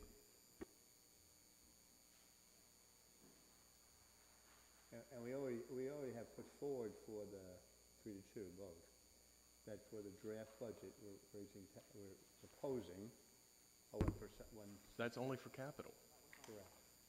And you want to add three more cents to that? Well, I think we need to figure out how we're going to gradually increase taxes over, because in 3 years, when that money's gone, where are we? We're making a 9-cent increase? That doesn't feel good to anybody. Well, I guess my real question is, and this is the timing issue, the real hard timing issue. From the discussions that we've had, there's a potential that we don't have to raise, we could take the 1 cent and throw it in the capital. We wouldn't have to raise any taxes certainly for this year. If we were to get the other money, because this would drop off dramatically. So I don't know how to, honestly, Robert, I don't know how to do this since we don't have control of those decisions. They don't exist until we, we move forward with what we've got. That's what we do. And I'm not going to surmise something. if we earmark money for a capital project, and then we are able to have it funded from other sources, that money just goes back into the capital fund? No, it goes into the general fund, because General fund. unless you make it specific to a project, you have to close it out and bring it back to the general fund, or fund balance. I think As a point of reference for what Alderman Carroll is discussing, if you used no general or capital fund money at all, if you simply said, I've got to live with what I earn, right? And let's, yes, your gap, not taking any of the $1.2 million, not taking any of the capital, not taking anything else, your gap is $870,000, which is 6 cents of taxes. So as the point Alderman Carroll was making about over time, right at today, if you had to live within your earned means for 1 year, it's a 6 cent tax rate increase. That's not counting any additional flows to the fire department, and it's not Or counting inflation. it's not counting any new money to the capital fund for big projects. And to Robert's point, inflation. That's the part that reading about and trying to figure out how do we stay in parity as we go forward, we've got to have incremental things. We don't have that much development.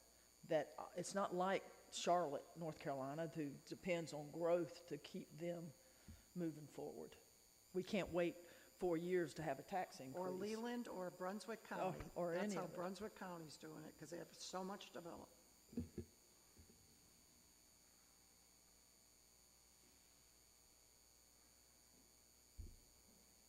I'm sorry, so where are we now? I think you're trying to figure out how, all right, well, first of all, you're gonna do fire and EMS, and if so, how are you gonna pay for it?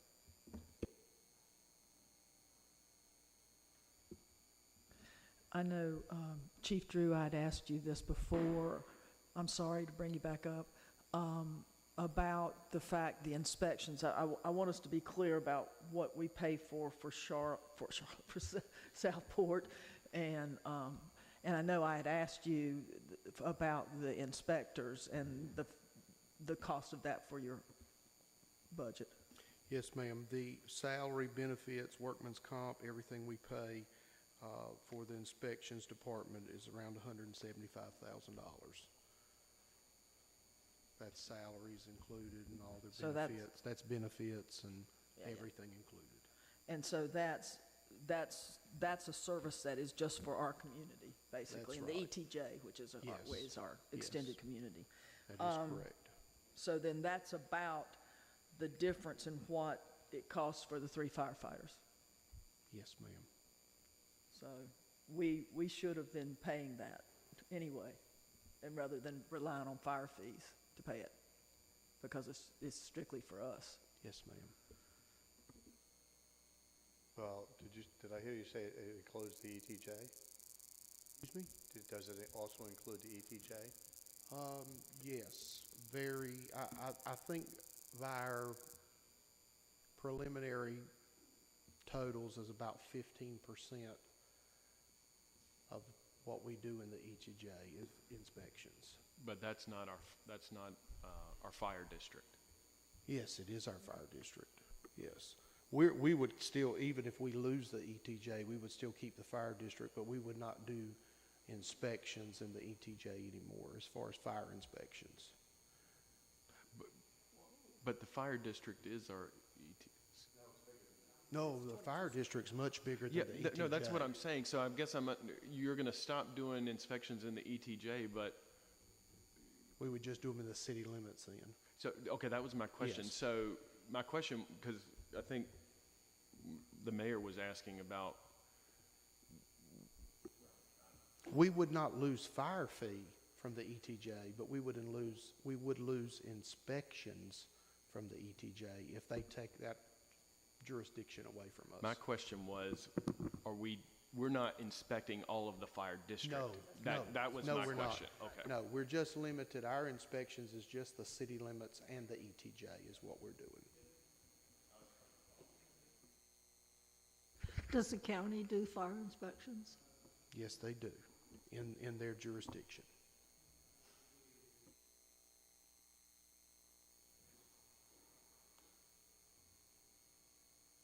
So do you want to look at it in parts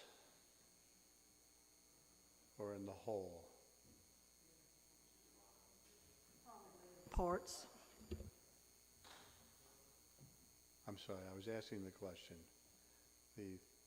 On the fire, there's, as I understand, there's two parts. One is firemen and the other is EMTs. So do you want to do it in total or do you want to do it in parts? Parts it is? Parts. Okay. So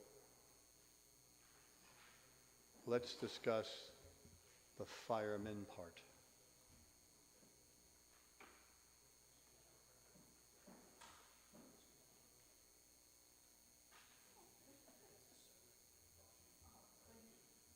You have a printer? Okay, yeah, okay.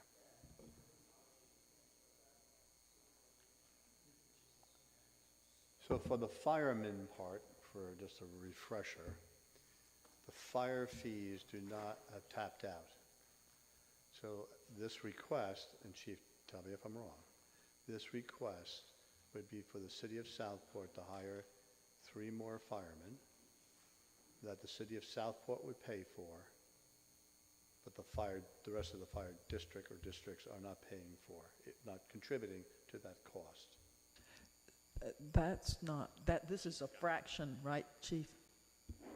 I'm not sure I That's the understand that. question. This isn't the total amount for the 3 people, is it? No, that is not the total amount. We've reduced the total amount by over $100,000 using, because what we're doing is we're taking from the volunteers signing up their stipends, we're reappropriating that, so that is taken off of some of that already.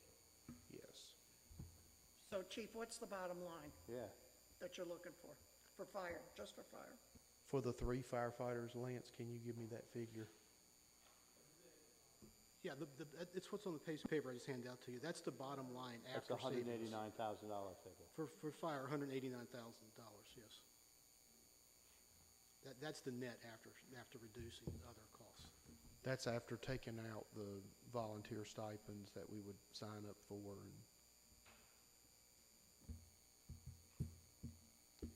But that would increase our deficit by $189,000.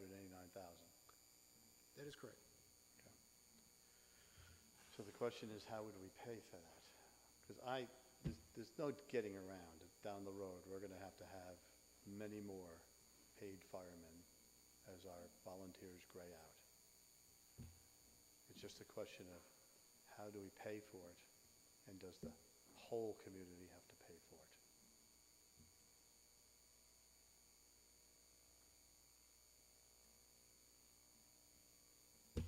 So I'm just making a statement. I'm not.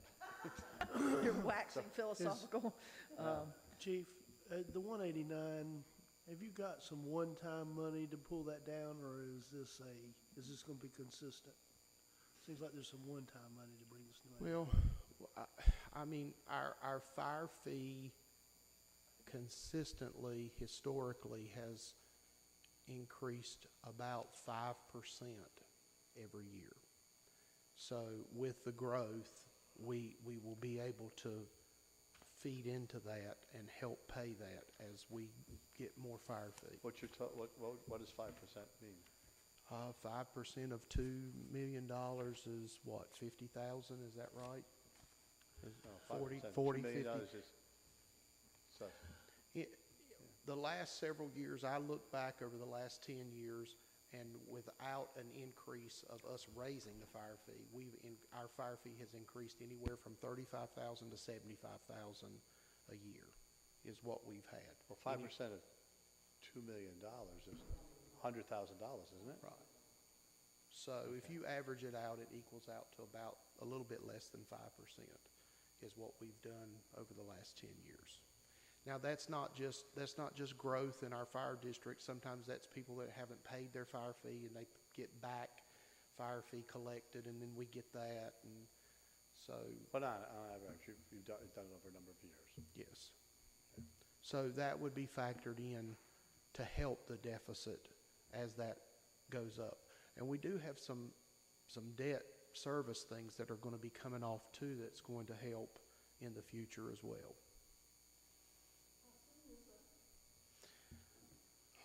Let's see. I think the 2 fire trucks that we have right now, I think come off year after next. I think believe. 2027, I think the that's fire correct. trucks come off, and 2029, I think the fire station. Station is paid comes for off. 2029. But we've got some going You got in. trucks going back on. We've got some going in. Yes, yes. You got trucks going on next year. Yes, yeah. By the time that we get the trucks, the other trucks will be off so that we can make that payment.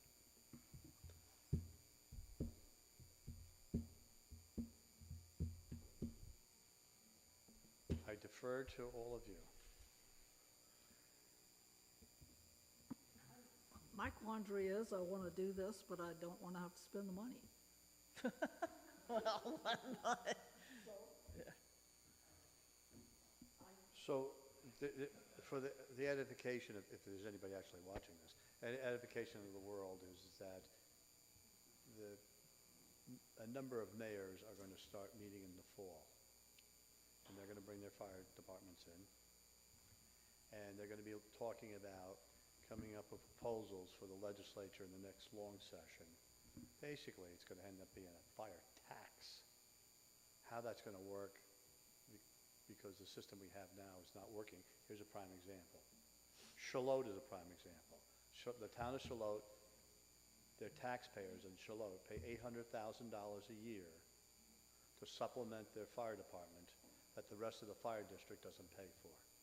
So this fire fee issue, the way it's set up now, is outgrown itself. So it is hoped that some other mechanism can be arranged where next year we maybe a year and a half from now, to get through legislative session, to fix some of this stuff. So there is some light at the end of the tunnel here. So this, I think, Lo, goes back to this idea. Lance just said the gap is 6 cents, which, you know, we could do 2 cents a year for the next 3 years to get to break even. That doesn't actually get us where we need to be. And then add another 1.3 cents for these positions.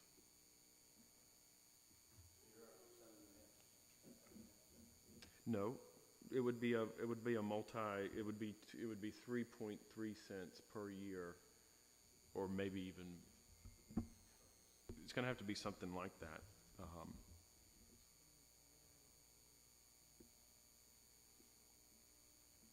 It's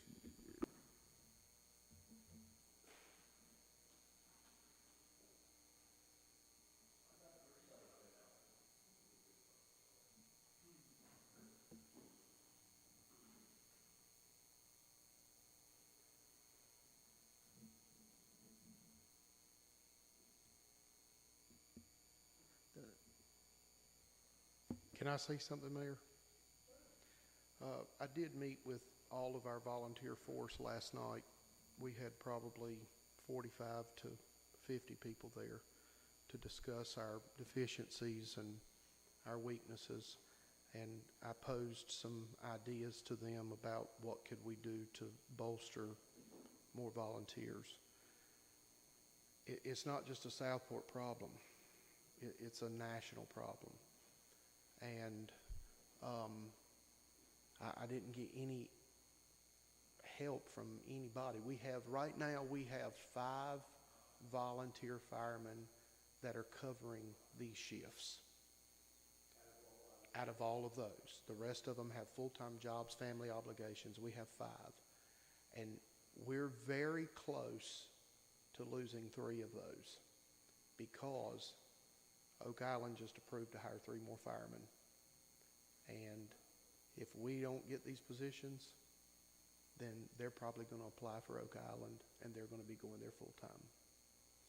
That is going to greatly shut our operation down because we would be depending on 2 people to fill that gap.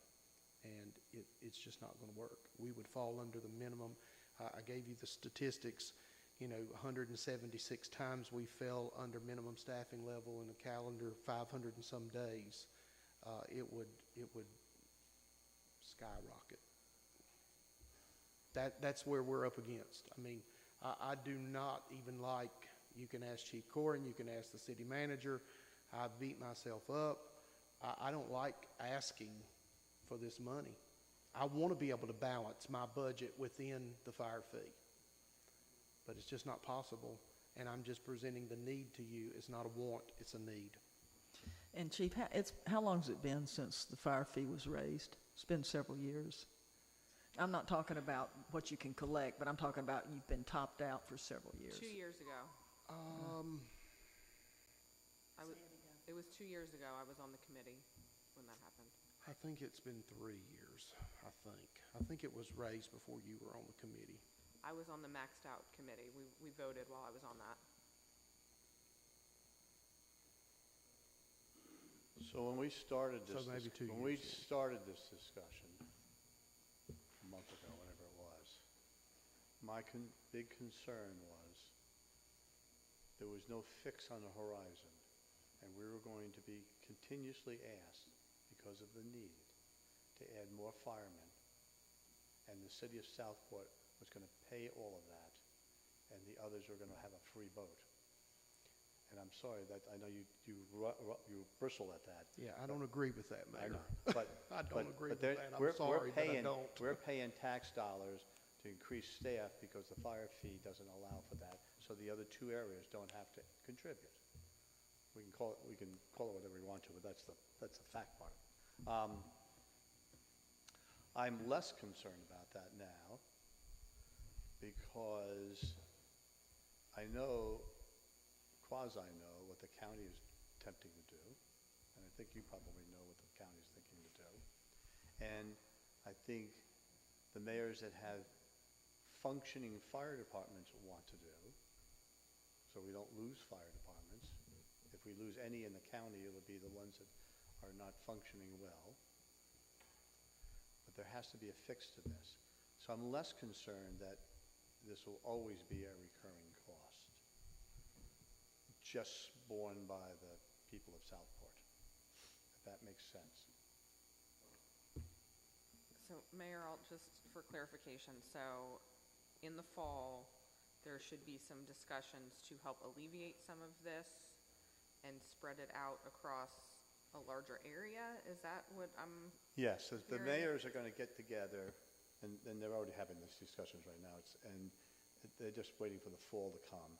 They're going to sit down with their fire chiefs, come up with some kind of strategy, and then present it to the legislature, who has already acknowledged that the fire fee district program, the way it's financed, is coming to an end. The only answer is what's the fix? And I hope I'm saying this correctly, and Chief, correct me. Independently, the county is coming up with their own plan. Do you know what that is? I do not know all the specifics. But the one with the mayors would keep all of our fire departments, and we'll try to work that out. So I think there's a fix on the horizon because the legislators have already acknowledged. I'm sorry. The legislators have already acknowledged that this is broken. There is talk going on about changing funding mechanisms. This is going to be a long conversation.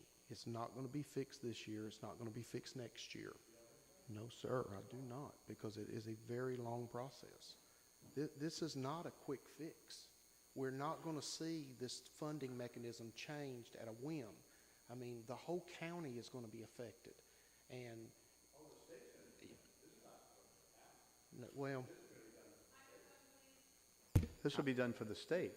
I can't speak for that because we don't have a fire system in the state. We have a fire system in our county, and that's what the fire fee is based on. And, I mean, you just saw, just concerning the ETJ, they can't even make a decision about that. You know, the board is split. The county commissioners are split. So you think about going from a fire fee to a fire tax.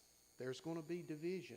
And getting them together is not going to work overnight. And then you're going to have the mix of 22 fire departments in the county, and you're going to have the mix of 21 municipalities in the county, and then all the county residents, and everybody's got to make a decision about going to a fire tax. It's not going to be a quick fix. This is going to be a long conversation. And I'm telling you, just the 10 years that I've been the fire chief, and you can ask Chief Coring, we have sat on boards and committees. They had a fire fee committee back 5 years ago that we sat on, that they started this conversation, and it dissolved because it was a disaster. The mayor from Charlotte sat as the chairman of that committee, and there was a representative from every municipality on that committee. And it ended up it shut down, and they stopped talking about it. And the county commissioners moved away from changing it then. That was 5 years ago. Do the county commissioners do that because of the Dillon rule and the state says they can do that within their county? Or can Raleigh change all of that and say, we're going to do it from Raleigh? I mean, right now in North Carolina, there's 2 counties that have a fire fee system, Brunswick County and Union County. All the other counties that have went to other funding mechanisms, they fund their fire department some other way. We're the only 2 counties left that have the fire fee, Brunswick and Union. So it just depends on how the county wants to do it. They present it to the legislatures, and then they can pass law like they did with the fire fee. But I can tell you they're leaning toward a fire tax is what they're talking about. And I'm not so sure that I'm for a fire tax, personally. I'm not sure I'm for a fire tax either, but I know that the system is broken. Right. There's a lot of things that have to be discussed in a fire tax, like, it can't be that each fire district would have a commission and they do their own fire tax. I don't think that would work. Well, see, there's been a lot of debate about that. That's another thing. Yeah. Because there's people in Southport that don't want to pay for fire in Ash, or they don't want to pay for fire fees or fire department in Northwest. You know, they want to pay locally. So, I'm thinking of fire tax in, just within Brunswick County somehow, as opposed to a statewide fire tax. Yeah, and they've talked about having a single-wide fire tax district in the whole county, but if that's the case, you're looking at like 15, 16 cents just to get the money that they're getting right now with fire fee. But what does that equate to if you no longer pay the fire fee? In other words, if you did away with fire fee, you have to get It would money. be higher for us in Southport. I can tell you that because I've done the numbers. We would be paying more than what we're paying in a fire fee Okay. because they're spreading it out. So there's a lot to consider. And I know that that's a backstory, but I don't want us to get the idea that there's going to be a fix this October and we're going to have all this money and we're going to fix this. That's not going to happen. I'm just being realistic. No, you truly have more experience than I do, so I welcome your guidance on that. So now we're back down to firemen. Right. I certainly support adding these three firefighters. The reason is in reading all the information that you provided, I can see that y'all are right at the edge of being able to even give the quality of service that you've been giving. So that's really, for me, the main reason is you've provided all that information. And for us to maintain, for him to be able to maintain his ISO rating and all of that. So I definitely support that. I guess my question is to Lance, does that mean we need a 1.3 cent tax increase in order to pay for that 189?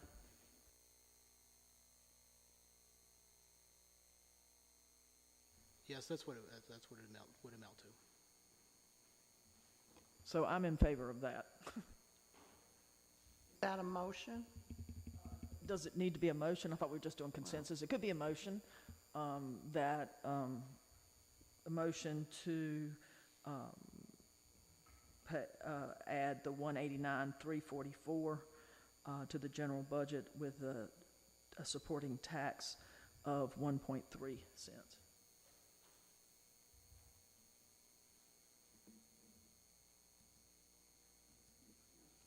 There's no second? Oh, okay. There's a motion and a second. Is there any discussion?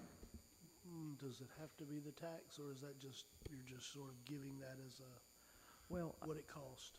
That's what it costs. Now, I was thinking, because we're not going to add more debt to take out, we're trying to account for everything now, so that's why I said the 1.3.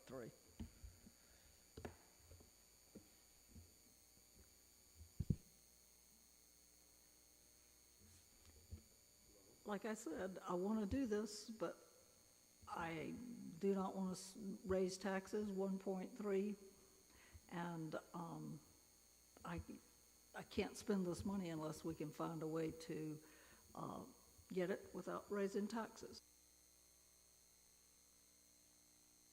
I would again reiterate that the fire fees are paying for our inspectors that are for our community. So in essence, we probably should have been paying that anyway.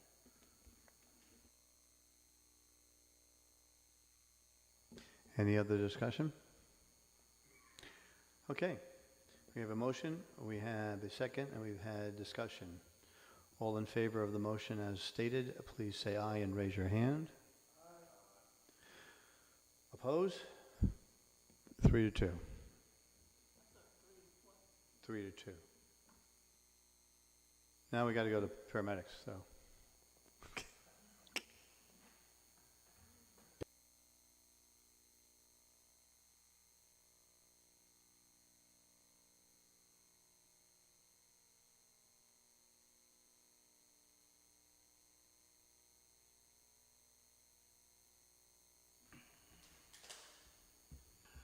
The cost for EMS, if you want to add the 3, is $199,739.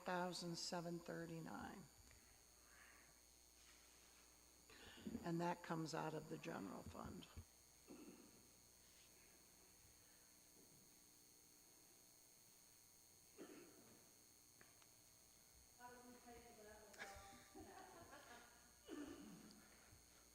Well, one idea that I do have is I did get some data this week. Our transports have skyrocketed. In the month of May, we done 138 transports. It's the highest transports that we've ever done in the history of having an ambulance service. Another thing that we've discovered through some data is a lot of our non-emergency transports from Dozier back to Southport Rehab or Terabella have not been getting paid. So I've been doing some deliberations with Dozier Hospital this week, and we finally come up with a plan where the hospital is going to start paying us for our non-emergency transports so that we are guaranteed. So with those two things, there is some increase that we could do on transport revenue to offset some of this cost. Keep talking. This sounds good. Keep going. So that is one thing. I do know that the state did contact me about 3 weeks ago and said there's a possibility that they would have $200,000 for EMS in the back session of this budget that they've just passed. I have not got confirmation on that yet, but that was another thing that we can throw into the mix of this. So those are 3 benefits that I do see. One more benefit. At the last county commissioners meeting that I was at, they did pass a motion in their budget to raise the transport fees, and we fall under the county's umbrella, so since they're raising their fees, we can actually raise our fees as well. That's going to throw in a little bit more revenue to help. Unfortunately, today I don't have a number for you where we're at, but I'm close to having a number.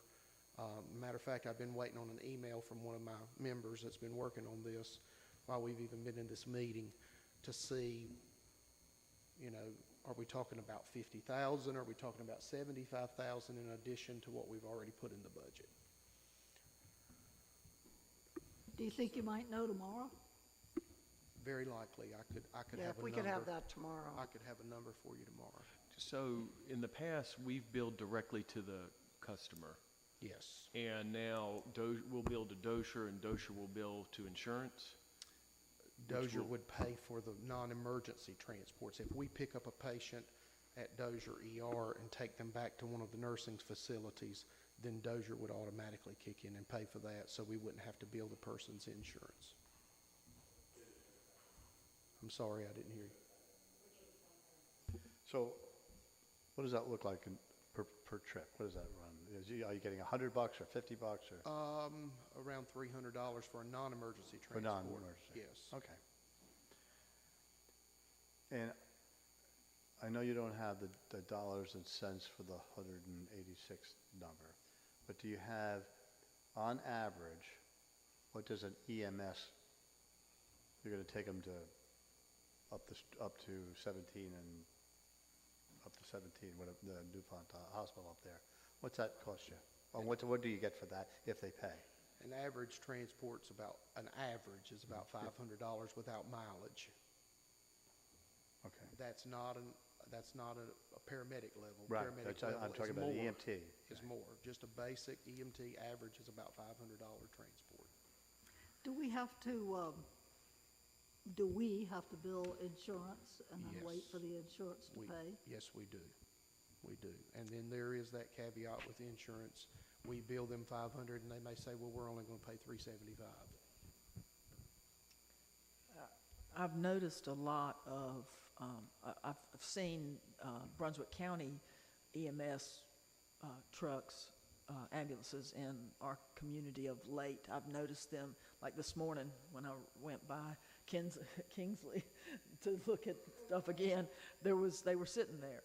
And so I think I'm struggling a little bit with EMS because if we're doing 138 transports, that's really beyond a Southport population. Do you know, It's you know the what I'm fire saying? It's the fire Yeah, district. fire district. Yes. So we're paying, so the fire district's 32 square miles-ish. So we're really, the city is really paying to operate within that whole system. And I just feel like Brunswick County, if we continue, these are just dilemmas I'm thinking about. If we continue to fund this and continue to build this, then they'll never build out to us. And so I'm struggling with that. Just even us operating EMS and not maybe giving Brunswick County a station in your firehouse that's where their ambulance is. And we've talked about that. Of course, right now, that wouldn't be feasible because they're stationed at Oak Island. They have one station at Bowling Springs and one at St. James, which kind of covers our area. But the city manager has talked with the county manager about the county kicking in for our rural district and giving us some money to assist. And actually, at our fire fee meeting this year, our county commissioner for District 3, she brought that up to me, that we need to approach the county with our EMS service about getting some money. So I think that Bonnie's been talking to the manager with the county about that. Yeah, he had said last year, he said, look, let's give it a year and let's sit down and let's see what the numbers look like. So when Stuart gets here, it's on my list to talk to him that he needs to get with the county manager on that. Since January 1, we've run about 1,000 EMS calls, okay? January 1 to May 31.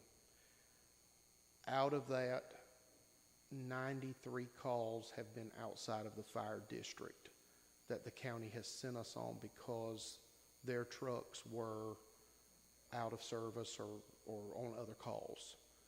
I pulled that yesterday. And out of those 93 calls, we made 76 transports, which we got to bill for those transports. So that does help offset that cost of being able to bill for those transports because we get to charge the mileage and then the transport fee. But that does happen because we fall under the umbrella of the county, so we have to provide mutual aid for them. They provide mutual aid for us. If we're busy on a call, then they'll send an ambulance into Southport, so it goes back and forth. My main thing as fire chief, and I've advocated for EMS, is because, and I told this to our volunteers last night at the fire station, if the county could put an ambulance in Southport within 4 minutes, then we probably would back up and say, hey, let's do away with EMS because they're covering us. But you have a heart attack and you're not breathing, you got 4 minutes, and that's it. So Chief, my understanding, I understand mutual aid. Did it my whole life. For me, mutual aid was, there's a big event, you're going to have a big event, you send people, usually it's overtime people, you send them off, you do mutual aid. You have a big explosion, everybody, all hands, that's mutual aid. But are we getting sucked into their repositioning our ambulance? Occasionally, yes, we do. Because what happens, if every paramedic unit in the county, if they're on a call, they may call us and say, will our ambulance stand by at Midway and 211 and cover this area? Or will our ambulance move to Sunny Point intersection? Or there have been times that they've moved us to 211 and 17 because there's been no ambulance in the county available. Well, we're paying for that 4-minute response. And you're not getting here in 4 minutes if you're at 17 and 11. Even in the middle of the night, no less on a regular day. Now, we back up. If our ambulance is on standby, then we send either a QRV from the fire station or a fire truck. We have them to page the fire crew. If our ambulance is on standby for the county, you're still going to get a response. But you're not going to get the paramedic. That's very likely that you may not get the paramedic. If they're on standby. That's the big rub that I have, and I understand mutual aid, but being sucked into this cycle of being, oh, how about let's go to Calabash? How about let's go to here? Let's go to there. We entered this, because I was here when we did it. We entered this, at least I entered this into this with the idea that our paramedics were our paramedics, and there could be a rare time where there's the big explosion and we're sending all hands, and that's understandable. But getting sucked into this, once we collect the dollar from the county, they own us. I don't want their money either, because because you and I both know, they rarely can fill 10 slots on nights. Right. And that's their problem of whatever they're doing, and they're still, I don't know, when did they go to 10 stations? How long ago was that? Like a long time ago. About 3 years ago. Oh, it was only 3? Yeah, I think so. Okay. I mean, if you have a heart attack at 9:15 in the morning, and Alderman Davis has a heart attack at 9:30, you're probably the one that's going to get the paramedic, and she's probably not. As it should be. You know, that's just how the calls fall. You know, so it's the same. It's the same thing in the city.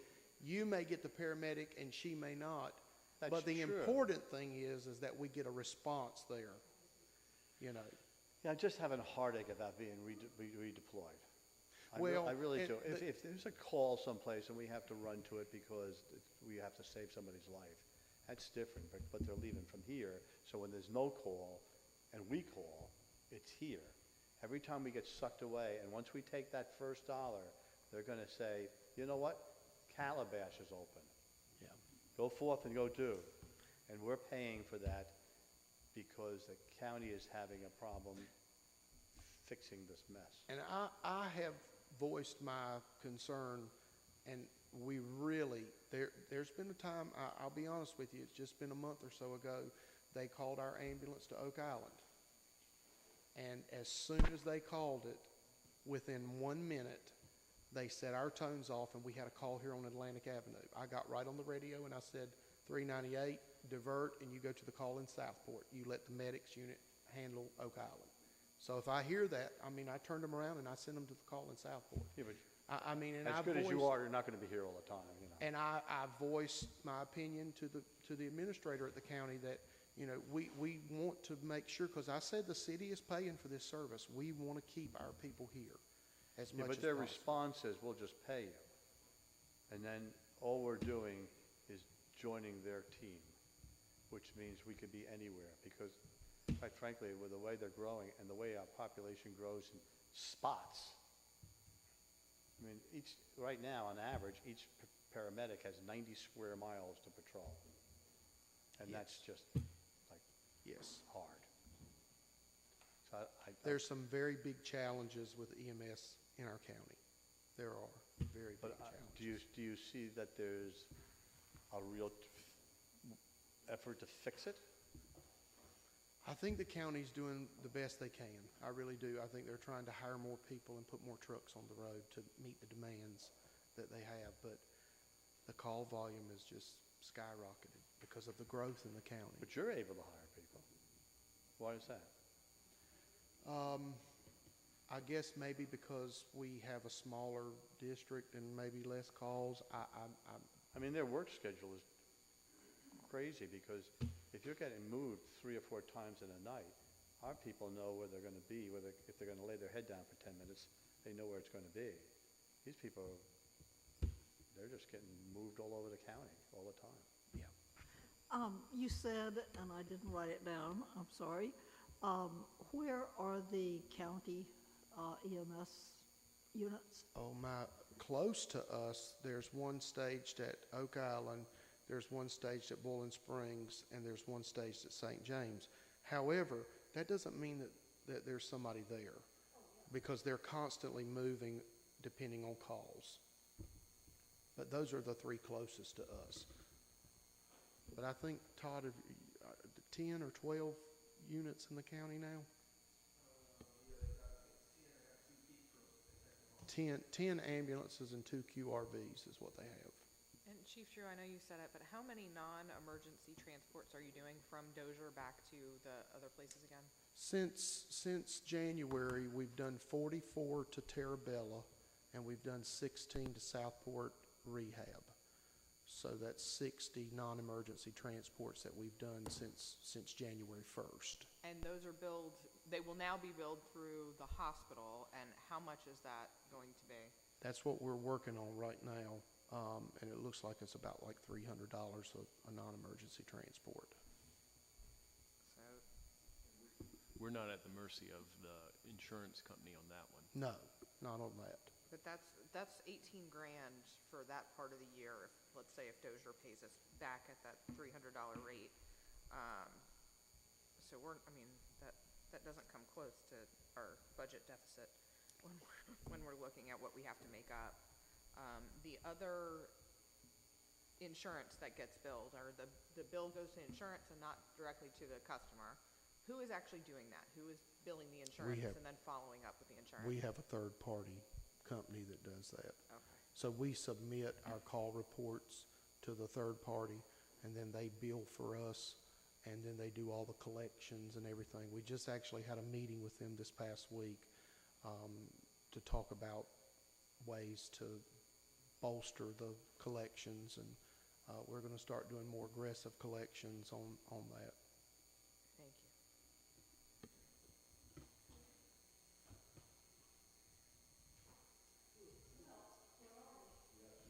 I'll throw something out. I'm not keen on this, I will tell you that, but I know you guys are in a jam. Not including public safety, because that would make no sense whatsoever. We could go from a 40-hour work week to a 37 and a half, and it would save $234,000.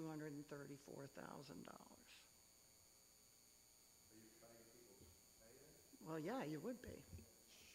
That's why I've never been keen on it, but I think you've got to know there are some options, that's for sure. No, So, I mean, what happens during the hours that we cut away?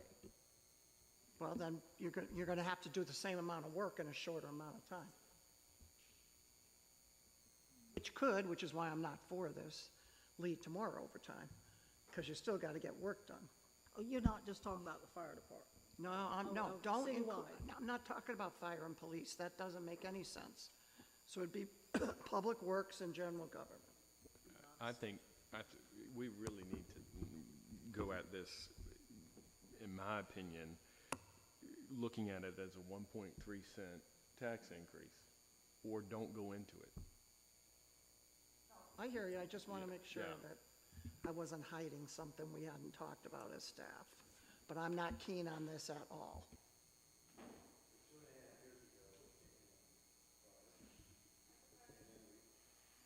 And taxes are raised 30%.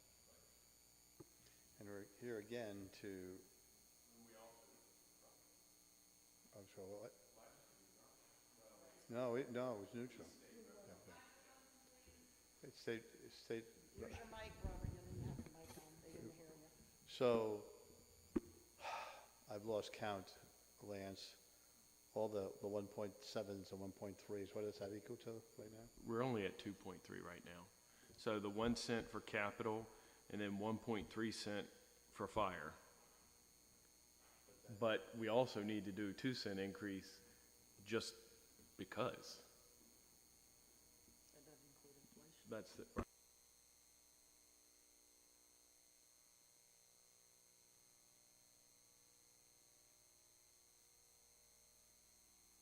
We haven't added them into the budget, correct? Well, and that's what I'm saying. You know, if we're going to make this decision, that decision needs to be made on a tax increase, not any of this other stuff. I think so, unless we're going to leave it to somebody else to, you know, in 3 years. And I don't think that's the right thing for us to do. Or we cut something else.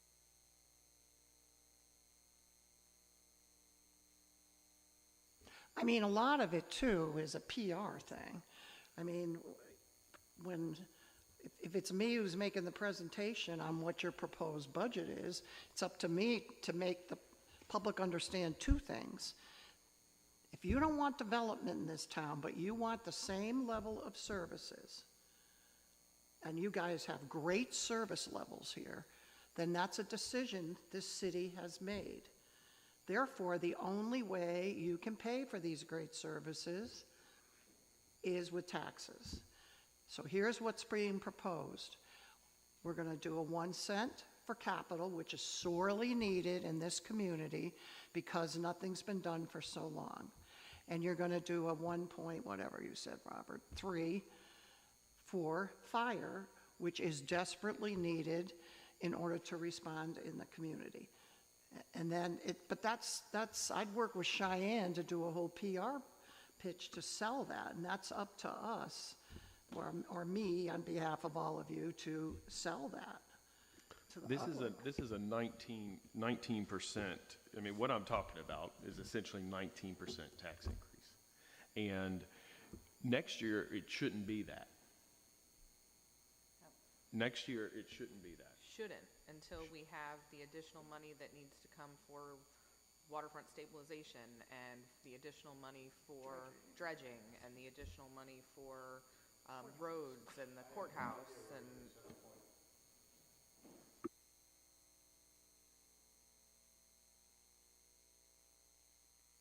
I have no idea where we're going to get the $712,000 for dredging. I have no idea.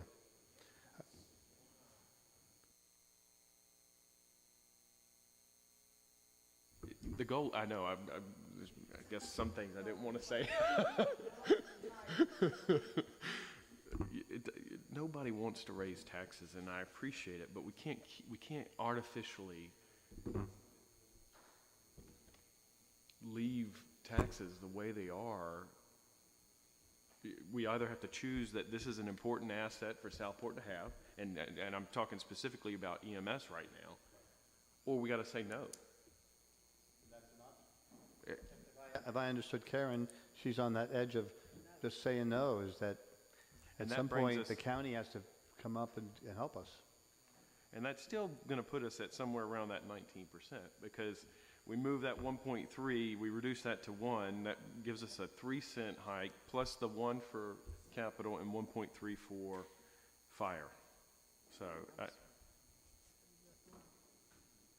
1 cent for capital, 1.3 for fire, and then we've got to be somewhere between 2 and 4 just to maintain for the next 3 years. We reached the point of how much for EMS? EMS would be about 1.3 cent tax increase. And fire would be 1.3, and Capital is 1. and 1 would be capital. And then you've got just to remain even, because again, we're using money, one-time money, just to remain even, we need to make up another 2 to 4 cents each year for the next 3 years. Is that right, Lance? I mean, does that make sense? I think conceptually and directionally, I haven't done all that math myself, but I mean, if you're going to pick up the inflation on this city's costs, and the only place you're going to pick it up, or the primary place you're going to pick it up, is in tax revenue, yeah, it sounds about right. So it's not just the inflation, it's we're going to run out of those $400,000 tranches. That's the 2 to 4 cents.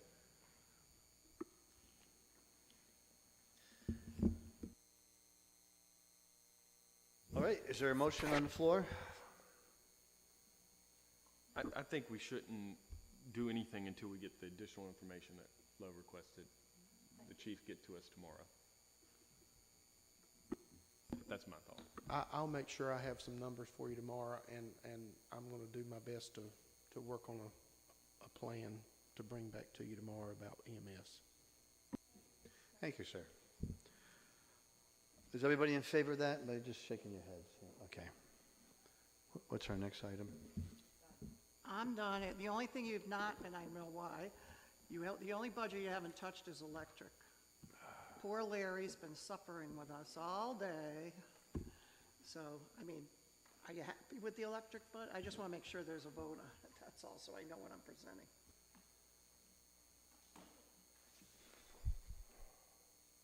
Or do you need another quick overview? Yes. Larry, you're on. You or Mr. Tom, one or the other.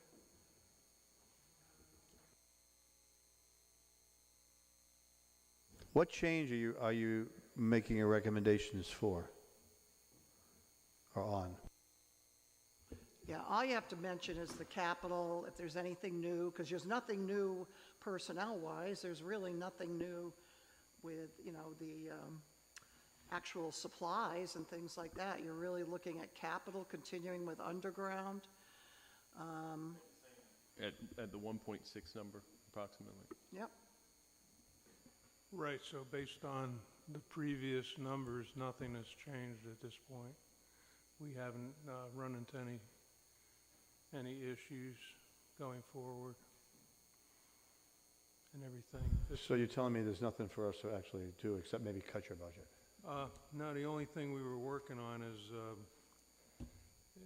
for the electric automobiles, the charging stations. So we had 40,000 in the budget for that, but we're looking at a grant for that, and that would be an 80-40 split. So we have enough money in the budget for that. And if you look in your budget book starting on 42, that's the highlights of what you will see in this budget. But I mean, there really is not that many changes. No. Cost of electricity, purchase from electricities went up by 6%. Routine maintenance by BMC is budgeted at $560,000. The utility, the sales tax collected is at $551,000. One major addition to non-personnel is the reclassification of the cost of electricity for the city's streetlights from the streets budget to the electric budget, which I know, Alderman Mostel, you asked about that, and our city attorney said you could go either way with that one. And then the only other one is contingencies for any additional work by BEMC for unanticipated repairs. Capital is right-of-way tree trimming, the vehicle lease, and replacement of some disconnect collars at $20,000. And then, of course, the major capital expenditures is underground.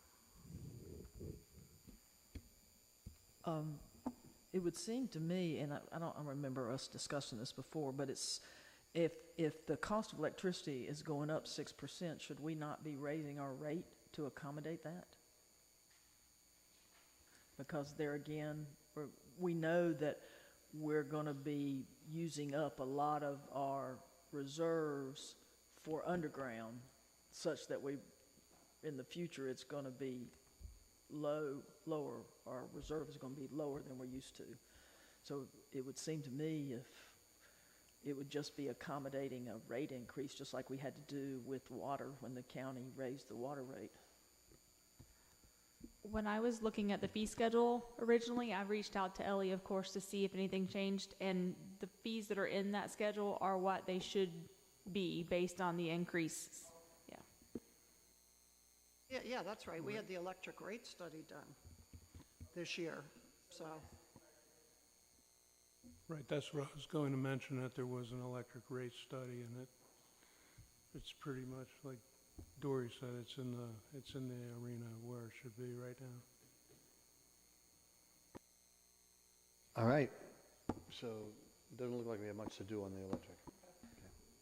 Okay. we had talked about the charging stations and whether or not we wanted to actually move forward with that in the budget this year. Did we end up taking that out? I remember during one of our budget, I think our first budget talk, we talked about removing that. I think at the time, I had said there was no federal funding, but we just found out, and we just had a Zoom meeting, that the money is available right now. And didn't he say it was an 80-20 split, Larry, if I remember right? That's correct. It's an 80-20 split. We were going to work on a proposal and a submission. It's due in August. Yeah, it's due August 28th if we want to look at that. And Right, there's also a meeting tomorrow afternoon. The proposal that Ellie had brought up was in front of the water tower, right? There were a couple places we were looking at, and one was near the Nash substation.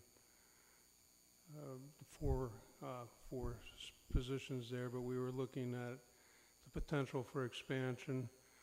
In front of the water tower, you can't put something like this on the DOT right away, so it has to go on the side. City-owned property there, so we'd have to take a look at that. But we would be looking towards y'all for the best suggestion where we might put something like this, where we might have a potential for expansion. So you'd be looking to put it in place. This came up when this, under 2 boards ago, at least 2 boards ago. Mm-hmm. We're looking to put charging stations and parking spaces for 5% of the cars that can use it, nobody else can use it. So we're taking those parking spaces away. Yes, it would require parking spaces. So we now have reduced our parking spaces for a select 5% of the population, if there's even 5% in this town that even comes close to having that. We don't currently have any developed parking spaces in any city property on one side of the water tower, so that's a potential Yeah, right but people there. are using that to go to Drive Street and everything else. They park Right. everywhere. Right. So that place would be impacted if you put it there by 4 less parking spaces. We'll develop some options and bring them back to you, Right. obviously, There's a before applying for a possibility grant. of a parking lot on Bay. The other thing is, this would be a revenue. The other thing is, this would be a revenue generator. Do you know? It's also a But- competition with private enterprise, too. Thank you very much. This is, In town, we're we've not got making other gas businesses stations. We're selling not putting gas, we could make a gas electricity station cars. and make money off a gas station, but I'm assuming the pantry would not be happy with us. However, private enterprise, capitalism, good old American capitalism, if there's a need, somebody will fill it. And it doesn't need to be government that has to fill it. They're party planners. They're event people. We just agreed to hire an event person. How is this any different? The managing all these festivals now, there are people that do that for a living. Well, you want to hire them? No, what I'm saying is that we pick and choose what businesses we want to be in. And then when we don't want to be in that business, we say, oh, we don't want to compete with private enterprise. I think events in municipalities has been here since Bonham and Bailey. There are hundreds of municipalities that have EV chargers in this state right now. And I've benefited from quite a few on my way to Charlotte recently. So it's not something that isn't done. I'm not saying it's not done. I'm just saying, I don't think for Rich Alt, I don't think government should be in the business of competing with, if there was a market here, Walmart would have it, because they're way ahead of us on how to do these things.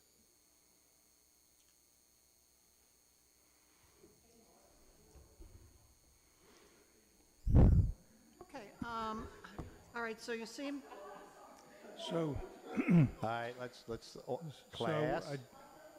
Low, please. Let's get. all right, so you seem to be happy with electric as it is. So tomorrow, I mean, if you have something else you want to talk about in general operating budget, we can do that now. If you want to think about it and let me know so that we know what we're going to talk about tomorrow, that would be great, especially if it means staff and I have to do some research before tomorrow. I'd really appreciate that. Any response to the manager on that question? All right. So now we're going to move on to the mayor's comments. The mayor's comments is, this has been a long day. I thank everybody for their participation, and I look forward to another rousing experience at 2 o'clock tomorrow. Here, right? Are we here? Okay, here. Board comments? Mark, we'll start at your end. No, sir, thank you. Okay, Rebecca? No, sir. Hello. Robert? Yeah, I apologize. Okay, we're good. I just want you, okay, so, and I want to say that this is, we've had great discussion. The 2 meetings today have been great, and I'm happy to be here.